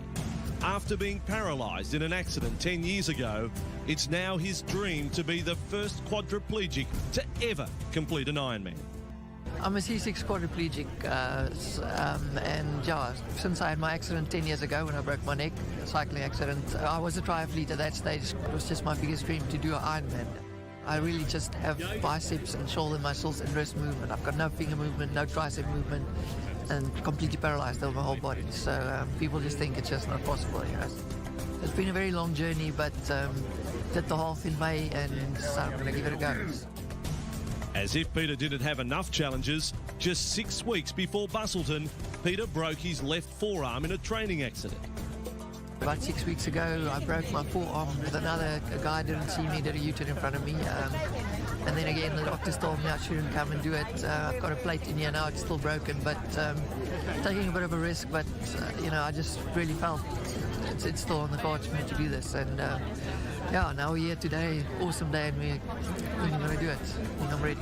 So the last 6 weeks definitely been challenging. But we both just felt that this is meant to happen. It's been really a team effort, and it's awesome to be so closely part of something as big as this. Peter now wants to show the world that nothing is impossible. My wife always tells me I can't say this, but you know, I said if I actually finish my full Ironman, then I can die. You know, it's like for me, the world to me, but you know, for me at the same time, in this whole journey, it's just shown me how we can inspire each other. You know, so me doing this, I inspire people, yes, but by them coming up and telling me yes, well done, and so on, it absolutely inspires me, probably even more than I inspire them. You know, so we all have that power to inspire, and yeah, you know, for me, it's just incredible.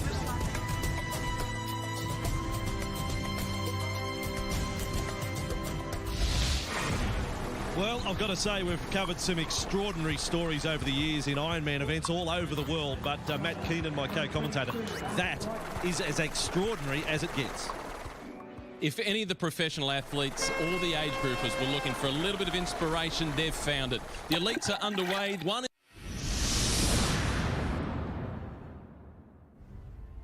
Here at Ironman Western Australia, and the extraordinary story of Peter de Vries continues. It was good, eh? It came out exactly as planned, under 1 hour 40, so very good. So far, so good, eh? I'm gonna go at it as hard as I can. I mean, I trained for it, so. But I mean, everything is on schedule, so I'm confident that I can still do this. So, weather's good for me, so. Can't complain about anything. It's just up to me to do it.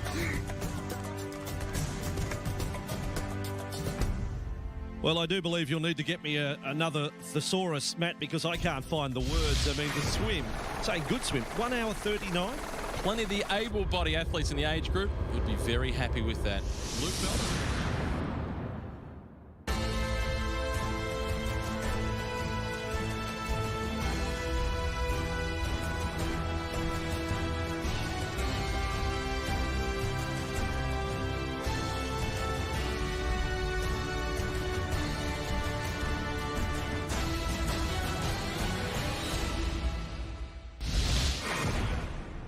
And so 13 hours and 20 minutes later, against all the odds, Peter de Vries is the first quadriplegic to ever complete an Ironman. For Peter, it's been an incredibly emotional journey. You know, I was tired, but it's like, you know, you're going to finish it. I just knew I was going to do it. So, yeah, the support just carried me. It was incredible. My time, I just can't believe I did 13 hours 20, breaking my arm 6 weeks ago. It's unbelievable. And the support on the course was incredible. Just grateful for the Ironman guys allowing me to do the race. And yeah, yes, I'm a bit lost for words. It's just a huge achievement. All the hours, yeah. The most amazing thing for me is, you know, this is something nobody can ever take away from me and nobody can ever do. I'm the first quad in the world ever to do this, and actually still can't believe it, man. It's incredible, eh? Yeah, I think it's the most emotional moment of my life, eh? Now, I didn't just finish this. I ended up doing it more than 3.5 hours under the able-body cutoff time. And what I'm trying to say with this whole thing that happened here is not that you should go do something ridiculous and stupid as an Ironman after breaking your arm. But what it does showcase is that so much more is possible than what our minds can perceive if we make those mind acts. And I want to finish off with a very short version of a poem by Marianne Williamson. And that is that our deepest fear is not that we're inadequate. Our deepest fear is that we are powerful beyond measure. It is our light and not our darkness that most frightens us. We were all meant to shine as children do. And as we let our own light shine, we are constantly give other people permission to do the same. As we are liberated from our own fears, our presence automatically liberates others. Now, on a daily basis, I don't think you guys realize how many people look up at you, even if just for a second. And that creates an opportunity for you guys to be great and for you guys to shine your lights brightly and be the best examples you can be. So I just want to encourage you guys to go out with this Hack Olympics and this hackathon and go be purposeful, go be impactful, and go shine those hacks of yours brightly. I'm Peter du Preez, and this is not the end, this is the beginning. This is life, and I'm just living it. Good luck, guys.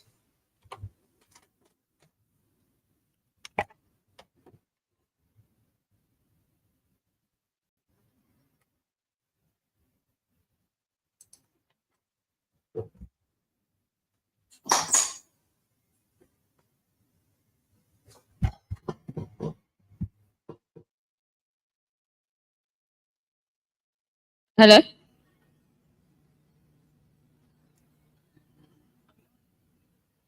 Hello. Awesome, thanks. So a very special thank you to Peter. We do not have any questions for you, right? But we do have a very special thank you.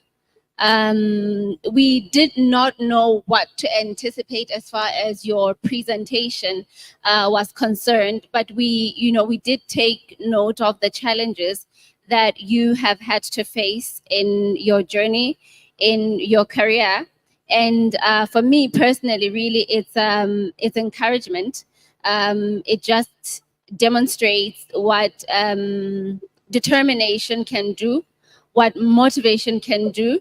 And before even the screen was presented, showing that famous quote on what our deepest fear is, that we're powerful beyond measure. Just in summary, it really is something that we all need to wake up to. Every waking morning, we have life-defining occurrences that happen, that take place, and it's almost as though that's the end of things. But if we're able to acknowledge that you are differently abled, but as long as you're determined and motivated, that is more than sufficient. So for me, it was really encouraging. I imagine that we all have different challenges, both the virtual joiners as well as the hackers, as we were listening through, that speak to us. Some may not necessarily be physical ailments or challenges per se.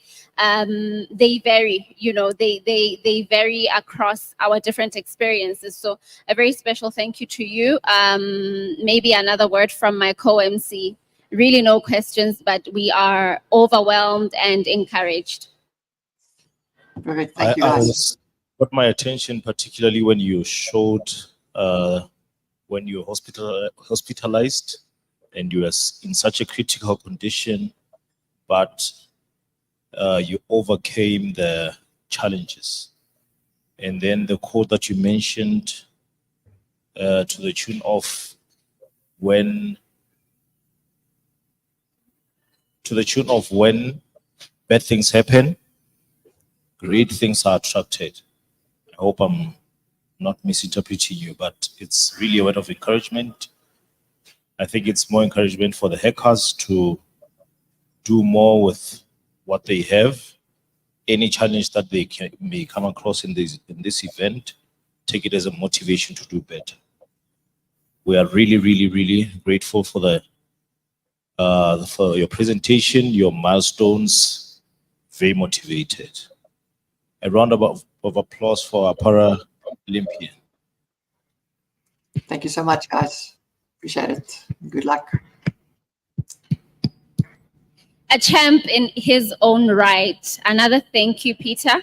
And we wish you all the best in your other future endeavors. And now, ladies and gents, it's time we engage the hackers. We would love to get to know you. So we're going to come down, get your names, what you're all about. We're not trying to have you sell your ideas or give us the hint or view.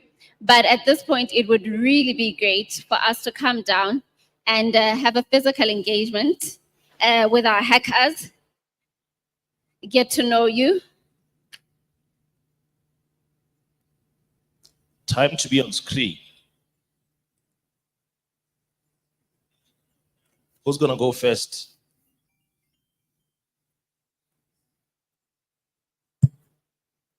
We have a team that wants to go first.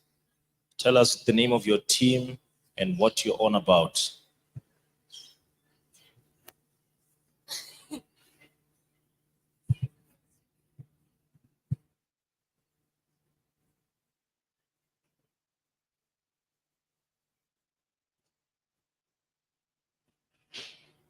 They're spontaneous like that. Are they only figuring it out now? My name is Tlalane Mogesi. My team is Hello. We are unfortunately the winning team. Thank you. The winning team. So the name of the team is Hello. Can you give us the background behind the name?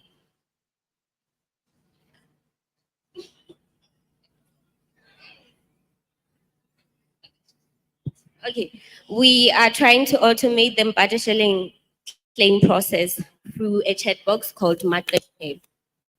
In the essence of her name, Maqene Hello, she will show compassion to subscribers. Thank you, thank you, thank you.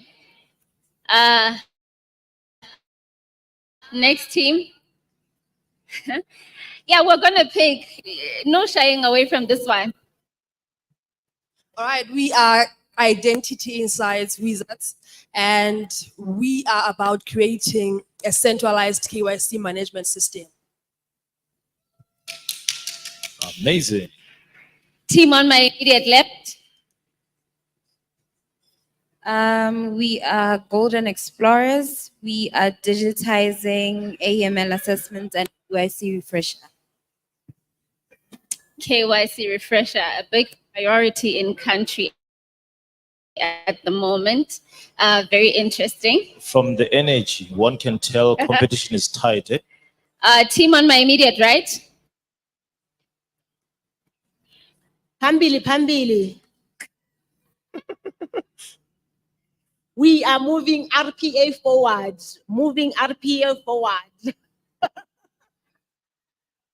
The name of the team is what? Pambili.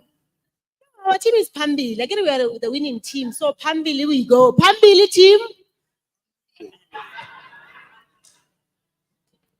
What are they saying? Pambili? What does it mean, Pambili?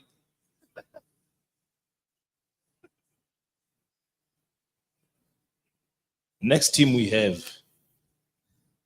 I see black screens over here. You want to tell us about the team?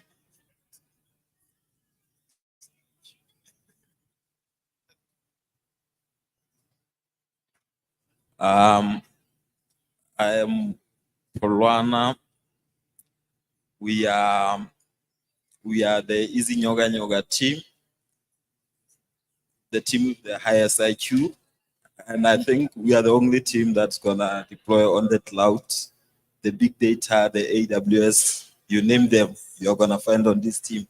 So what we are doing is to detect the anomaly behaviors, those that are being done by our agents through our M-Pesa platform. Thank you.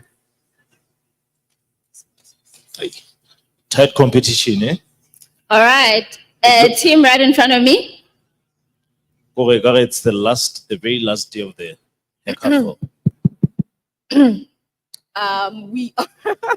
We are VFX. We are moving Vodafone from being a billion rand, but we are $1 billion business. We are moving it to the $1 trillion. That's who we are. Thank you very much. I noted a team here that was, I think, reluctant to introduce itself. I don't understand why. My co-MC right there.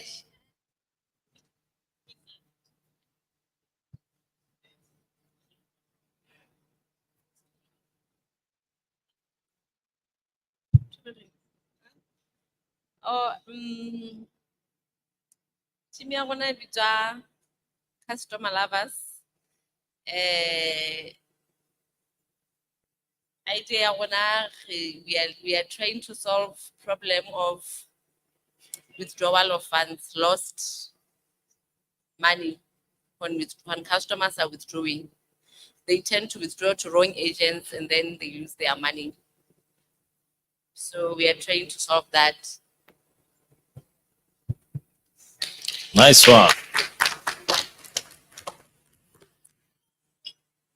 Team? We are team the enforcement, and we are bringing therapy online. We're all about retail therapy, and that's what we're bringing to the customers because we care so much about our customers. Thanks. Consumer protection. So which team have we not spoken to? I think there are two teams at the very front. What is interesting about the dynamics of the teams? There are very big teams, very small teams, there are black screen teams, there are PowerPoint teams, but the competition is very tight. Let's hear from you guys.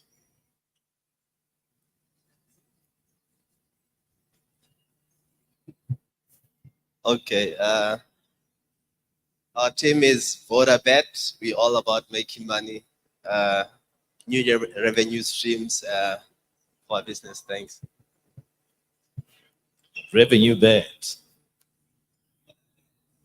VodaBet. VodaBet. Oh. Okay. Thank you very much, teams, for your engagement. I think we are on to the last team, right? Save the best for last. I'm not implying anything. So we are Team October because we were all born in October. Our solution, we are trying to automate data subject requests. So that's what we're going to do. Thank you. Knowing you, that's a subject matter very close to your heart. So thank you very much, teams, for that. We're saving the best for last, but I think. Oh, they were last second. last. But also, I'd just like to inform the virtual audience that the games are ready for the people that have joined virtually. Do engage the games online. There are amazing prizes to be won. So really stay tuned as we introduce the last team.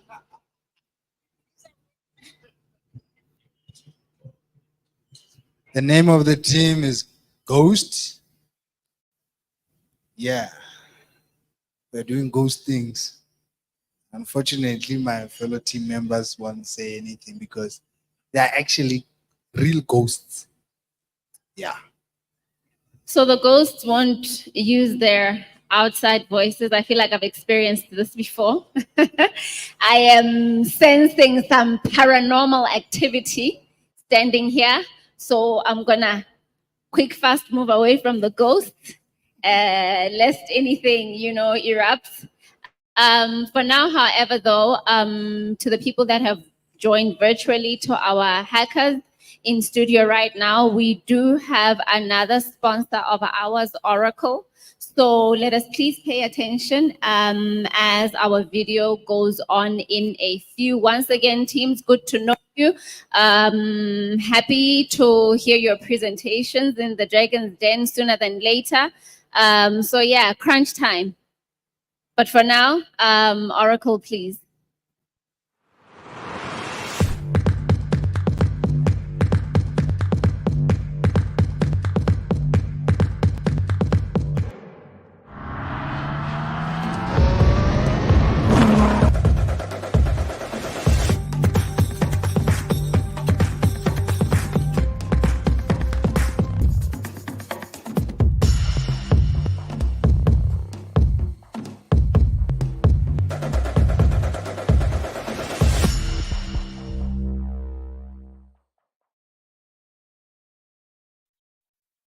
Hello, and welcome to this presentation / GitHub repository that we have created here at Developer Relations. And this is just one of the many examples that tries to show you that you can use OCI and the new Gen AI service in a variety of scenarios with your own specific use case. So this was one of the use cases that I decided, and I wanted to show that content summarization actually has a lot of value for a company or for an individual that are trying to improve their social media content pipelines. If you want to generate automatically some content for your website, this is a good way to go. So this project is basically a content extractor and a summarizer. So the first thing that we're doing is that we are going to obtain the 25 trending projects from GitHub at any point in time. So we go to this github.com/trending website where you can see the most popular repositories every day. It's gonna extract the readme.md files, as well as the URLs for each one of them.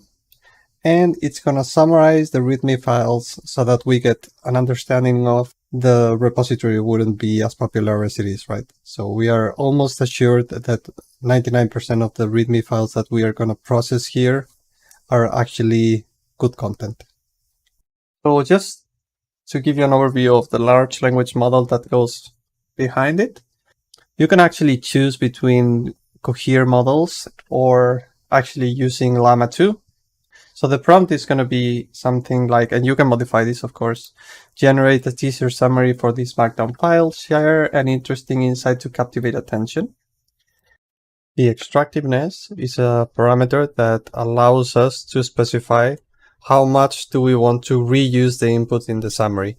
So a summary with a high extractiveness usually leans toward using sentences as is, verbatim, while the summaries with a low extractiveness tend to paraphrase more. The format, you can either specify if you want it in brackets or as a paragraph. The length is going to be long, and the temperature is by default 0.3, which means that it's going to be 30% creative in this case. You could actually look for something more robust around temperature 0, or something extremely imaginative around temperature 1. So to run this repository, you just have to install the requirements. So just for you to see what's going on inside the requirements file, we're using Scrapey as a web crawler. Applied GitHub if you want to extract some additional information like the description of the repo and some other stuff. NLTK for tokenization of the summary. So there are some cases in which we can exceed the length of the input on the data that we actually want to summarize for our large language model. So there are some ways that you can use NLTK to tokenize your, or actually count the number of tokens in your string so that you don't surpass the limit. And of course you will need OCI, the Python SDK in this case, because we're using the standard development kit for Python. You need to have OCI installed and pre-configured with a configuration file, as it says here. So you need the OCI SDK. Remember to install this, and then you will have to create a configuration file with this data, but by replacing your user OCID, your key fingerprint, you have to upload an OCI key into OCI to run it. So if you want to run this and you don't care about the code, and you actually want to see the implementation, you can just run everything by, first of all, creating a config.yaml file, which is going to hold sensitive information in your project, so you don't have to upload it to the GitHub repository. It stays local. Then make sure that you have your OCI config, as we have said, and then you just have to run this shell script, which we will go over now. So the shell script is going to create a conda environment with Python 3.10, activate it, install the requirements, and just start running the web crawlers with Scrapey to extract the data. And then we just have to call the main to run, generate all the summaries and the output files. So just to go quickly over what's actually going on in the code, just so you see that it's nothing crazy. You have this trending spider, which, as we said, is going to go into github.com/trending. It's actually going to return the path of that so that we can extract the name of the repo, which is the only thing that's actually going here, and it's actually outputting it into an output.txt file. And the info spider actually does something similar. It accesses the github.com/whatever we extracted, and it extracts the description of the repository. And finally, we just have to go into main, and you will see that here what we are doing is just abstracting the Python scripts part. So Scrapey cannot be run inside a Python script, so we just have to run it before. That's why we created the shell script to run everything. And here we are just importing the main functions of each one of the files that we're going to invoke in Python. And the code is very simple. First of all, we just go into main and we run the list of repositories that we want to get the README information. So we just pre-process the string files for each one of them. We pass them to the model, and the summarizer actually does everything. So this is the large language model part. Only thing we're doing is importing OCI, importing our sensitive information through the config.yaml file. We are calling the inference service endpoint for GenAI. You have all the documentation in the README. We are creating a generative AI inference client so that we can call this endpoint with the proper authentication present in our config file. We are giving it some parameters, like we want a summarization model, not a generation model, not an embedding model, but a summarization model. We are giving our compartment ID to identify ourselves and against which compartment this endpoint call is going to be made. We select the cohere command summarization model. We give it our hyperparameters with a temperature of 25. And the only thing we do is just return the data. And that is the whole implementation of this proof of concept. So now if you want to actually see if this works, I'm going to activate my Conda environment in which I have already installed my requirements.txt, remember. So first of all, I'm going to run the trending spider. And this actually gets all the information. Then as you can see, we can go and look at the outputs. See that these are the trending repos today. A lot of them. Search with Lepton, LLMs from scratch. So the next thing I do is to run the info spider. It will extract for each one of the trending repositories some information like the description.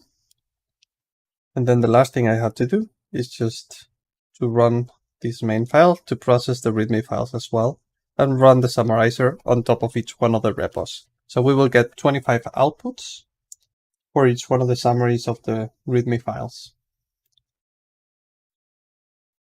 And this actually takes a little while because it has to go through all of them. And you see here that this is a whole README file, but in case that there are some maximum limit of tokens, then here is when the processing of the tokens is done, right before summarization.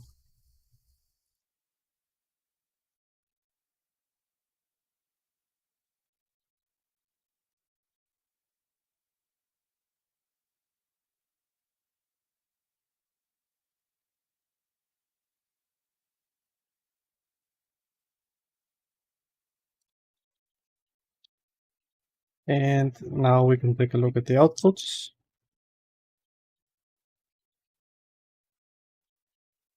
So you see here that we have one output file for each one of the repositories.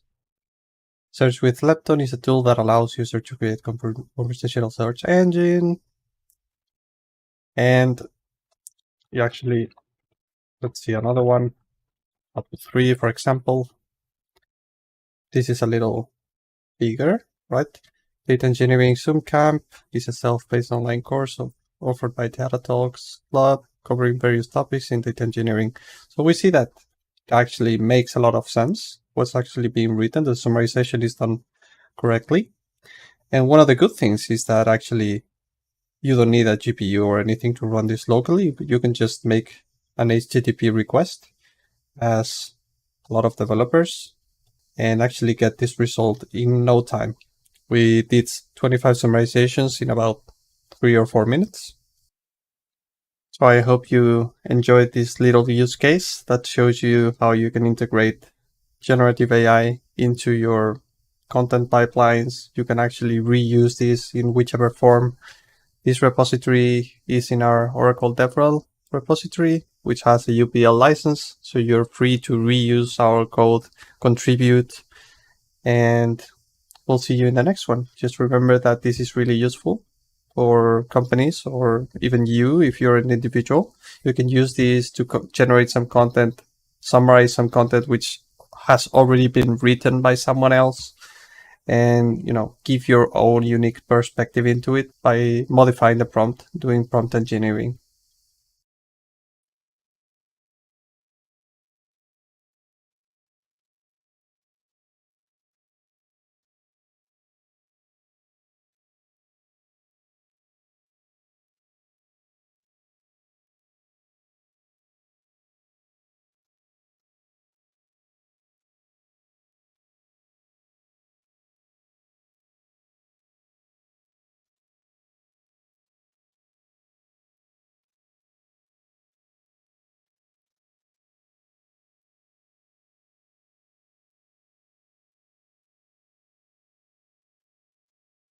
Thanks very much, Team Oracle. That was such an insightful presentation. Very resourceful for our event down here.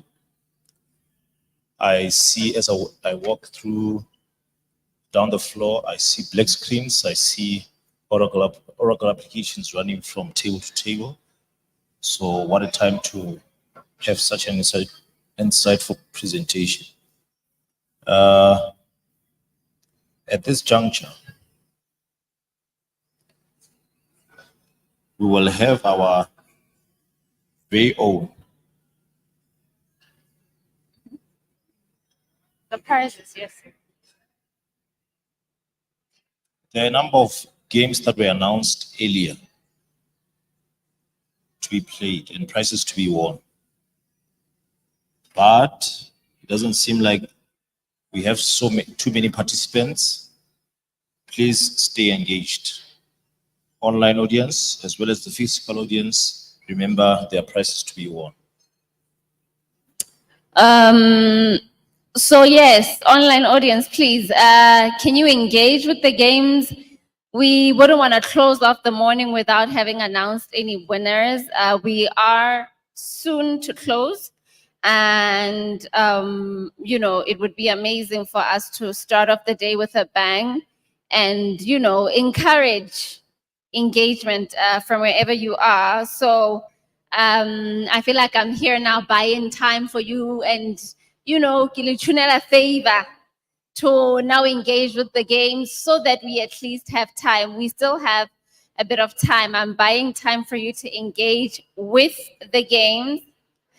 We can even share the game on the screen for you to engage, participate. Hackers as well. Unless it's a conflict of interest, hackers, can you also join where you can?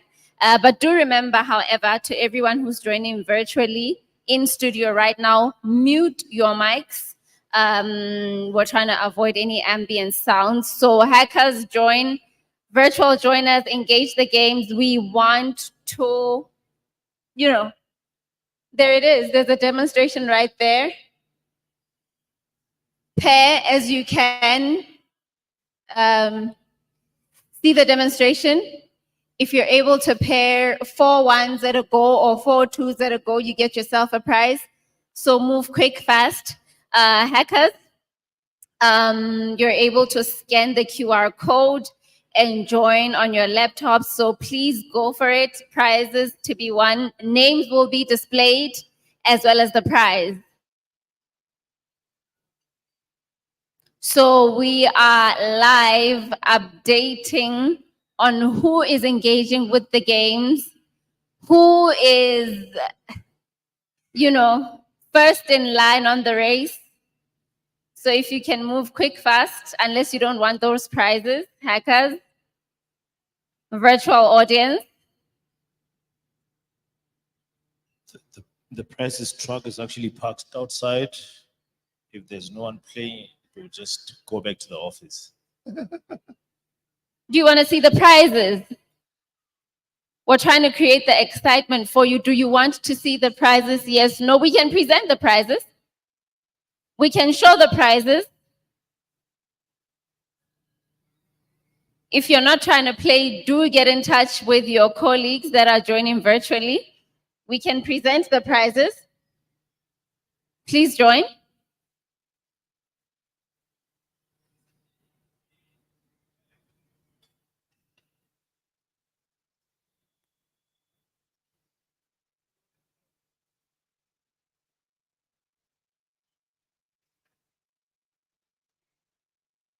Just a few seconds. Let's see what we have in store for you.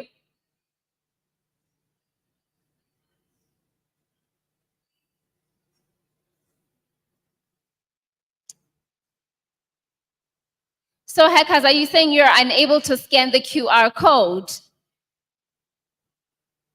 Hackers, are you sure you're unable to scan the QR code?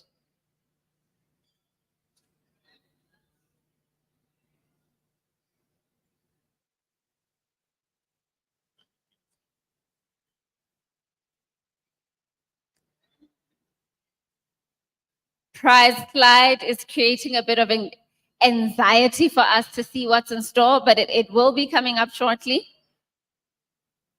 Can anyone confirm that they were able to scan the QR code? Yes, they can. I expect that the hackers are techno-savvy. For those who say they can't, I'm questioning your skills. QR code is working, guys. For those who say they can't, I don't know what hope I have for the next 2 days.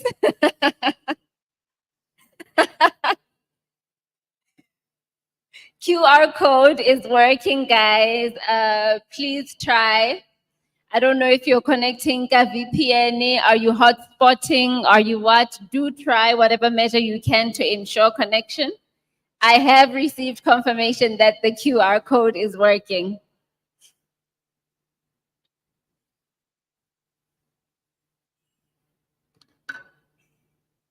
Do not allow a layman like myself to question your technical skills, I beg.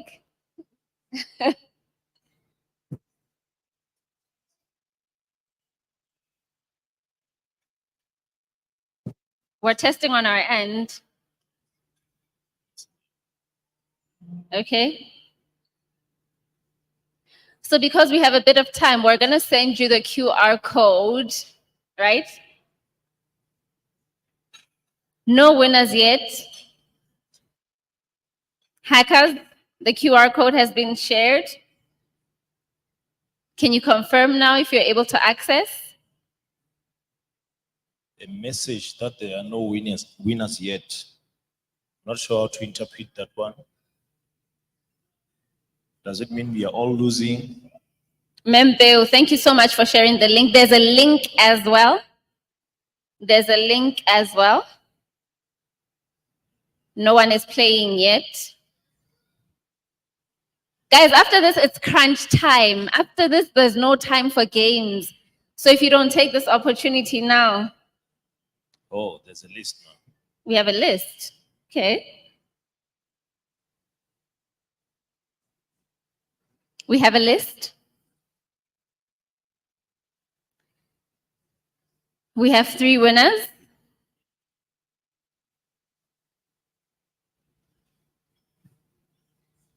Three potential winners.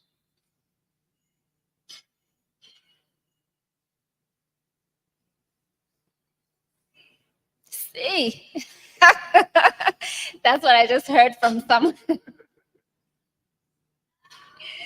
Sound of defeat.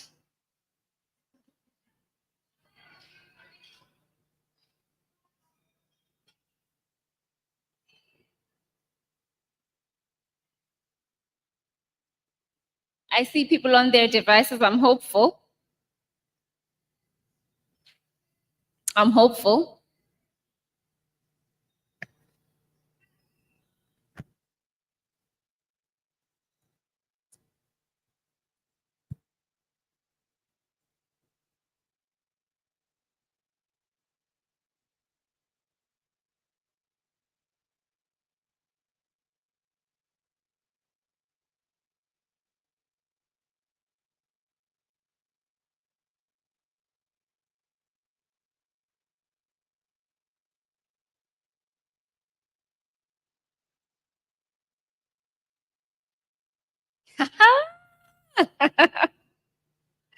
I have a list of winners already. I have a list of winners already. If we can keep our eyes fixated to the screen. I don't want to announce the winners. I want the winners to see them for themselves so that we see them jump for joy. Yes, please. I'm happy with what I'm seeing. I don't know what the screen is going to show. And the winners are. And the winners are. And the winners are.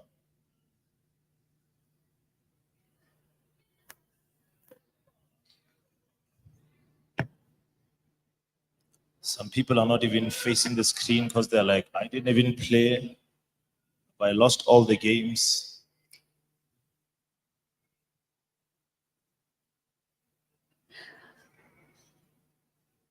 Okay, so we have our winners already.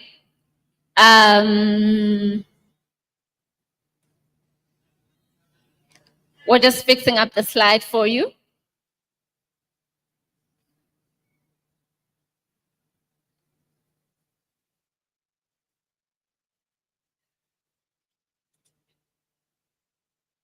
Well, in the interest of time, I'd love to announce the winners from here.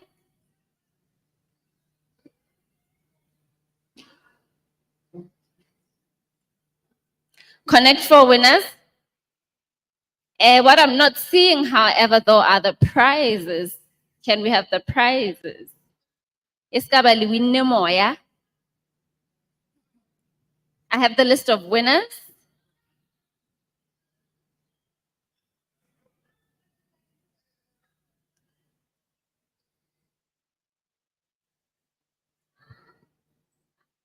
We have our 3 winners. I'm not sure what's up with the screen. At 3rd position. Nabitolena ke qala ho le bona. Okay, Buzama. Ska ho le motho e mong. Brapinch. Brapinch ke mang? Brapinch. Brapinch Motopela, please make your way. Congratulations.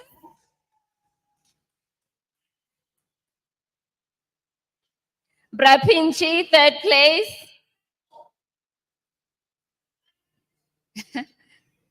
Nabitolena ke qala ho le bona. I don't know. Can we get the background behind the name, please? Yes.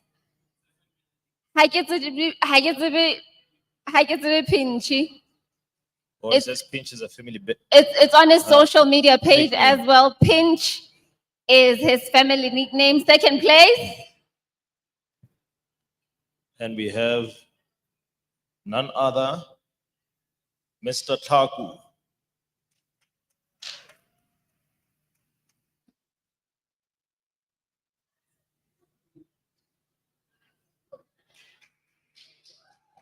Round of applause. What have you done to these people? They're not checking for you.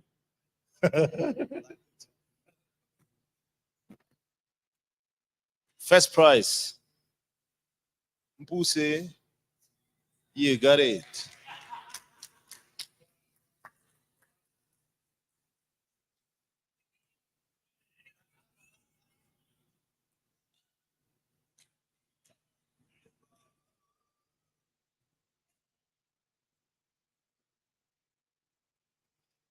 So we have our 3 winners for the first game. Many more games to come. The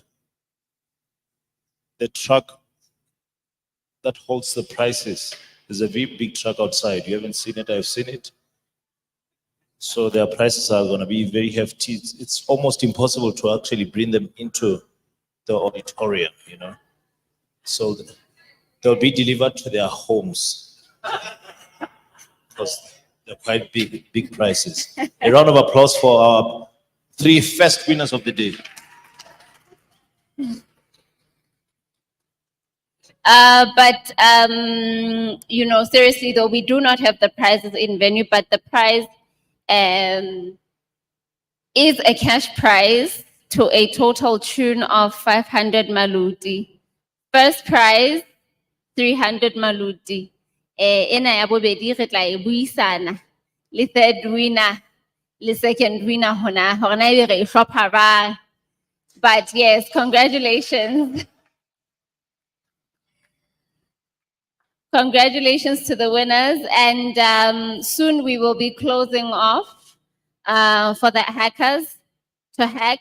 I am hopeful that we bring more fire tomorrow. Do not tire yourselves out just yet. It's only day one. Take it easy. It's going to be crunch time. But yeah, we will be closing our show from here on now to let the hackers go. I don't know if there's anything from my co-MC at this point. How are the hackers feeling? Are we tired? Energetic? They look tired. There's no energy. No, I think they're scared. Bluntly spoken. Yeah. Yeah? I think they're scared. The energy in this room, I can see, kind of what is that? When two electric wires come to place, the sparks, the electric sparks. The sparks are not there. No, I can actually see them. Oh, we can see. I can see them. I'm not sure about your spectacles. Mine show quite a lot of electricity. This was the first leg, the first installment of our hackathon season. We hope to see you all alive and well tomorrow. Do take care of yourselves. I will give a word of advice. Hydrate as much as you can. Keep warm. Try to be cozy. Take walks outside. The venue is quite friendly in terms of, you know, you trying to get refreshed. We are here to support and help you in everything that you need. It's 11 o'clock now. The aim was to close off the session for the morning. And from here on now, we will be letting the hackers hack. We are gunning for effectiveness, efficiency. So we're not going to take up any more of your time.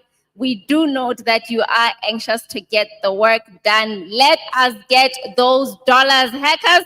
Good luck and thank you very much. Cheerio. One last thing. Statistics for the day and tomorrow. They'll come up next. Well, not immediately, but next as the day progresses.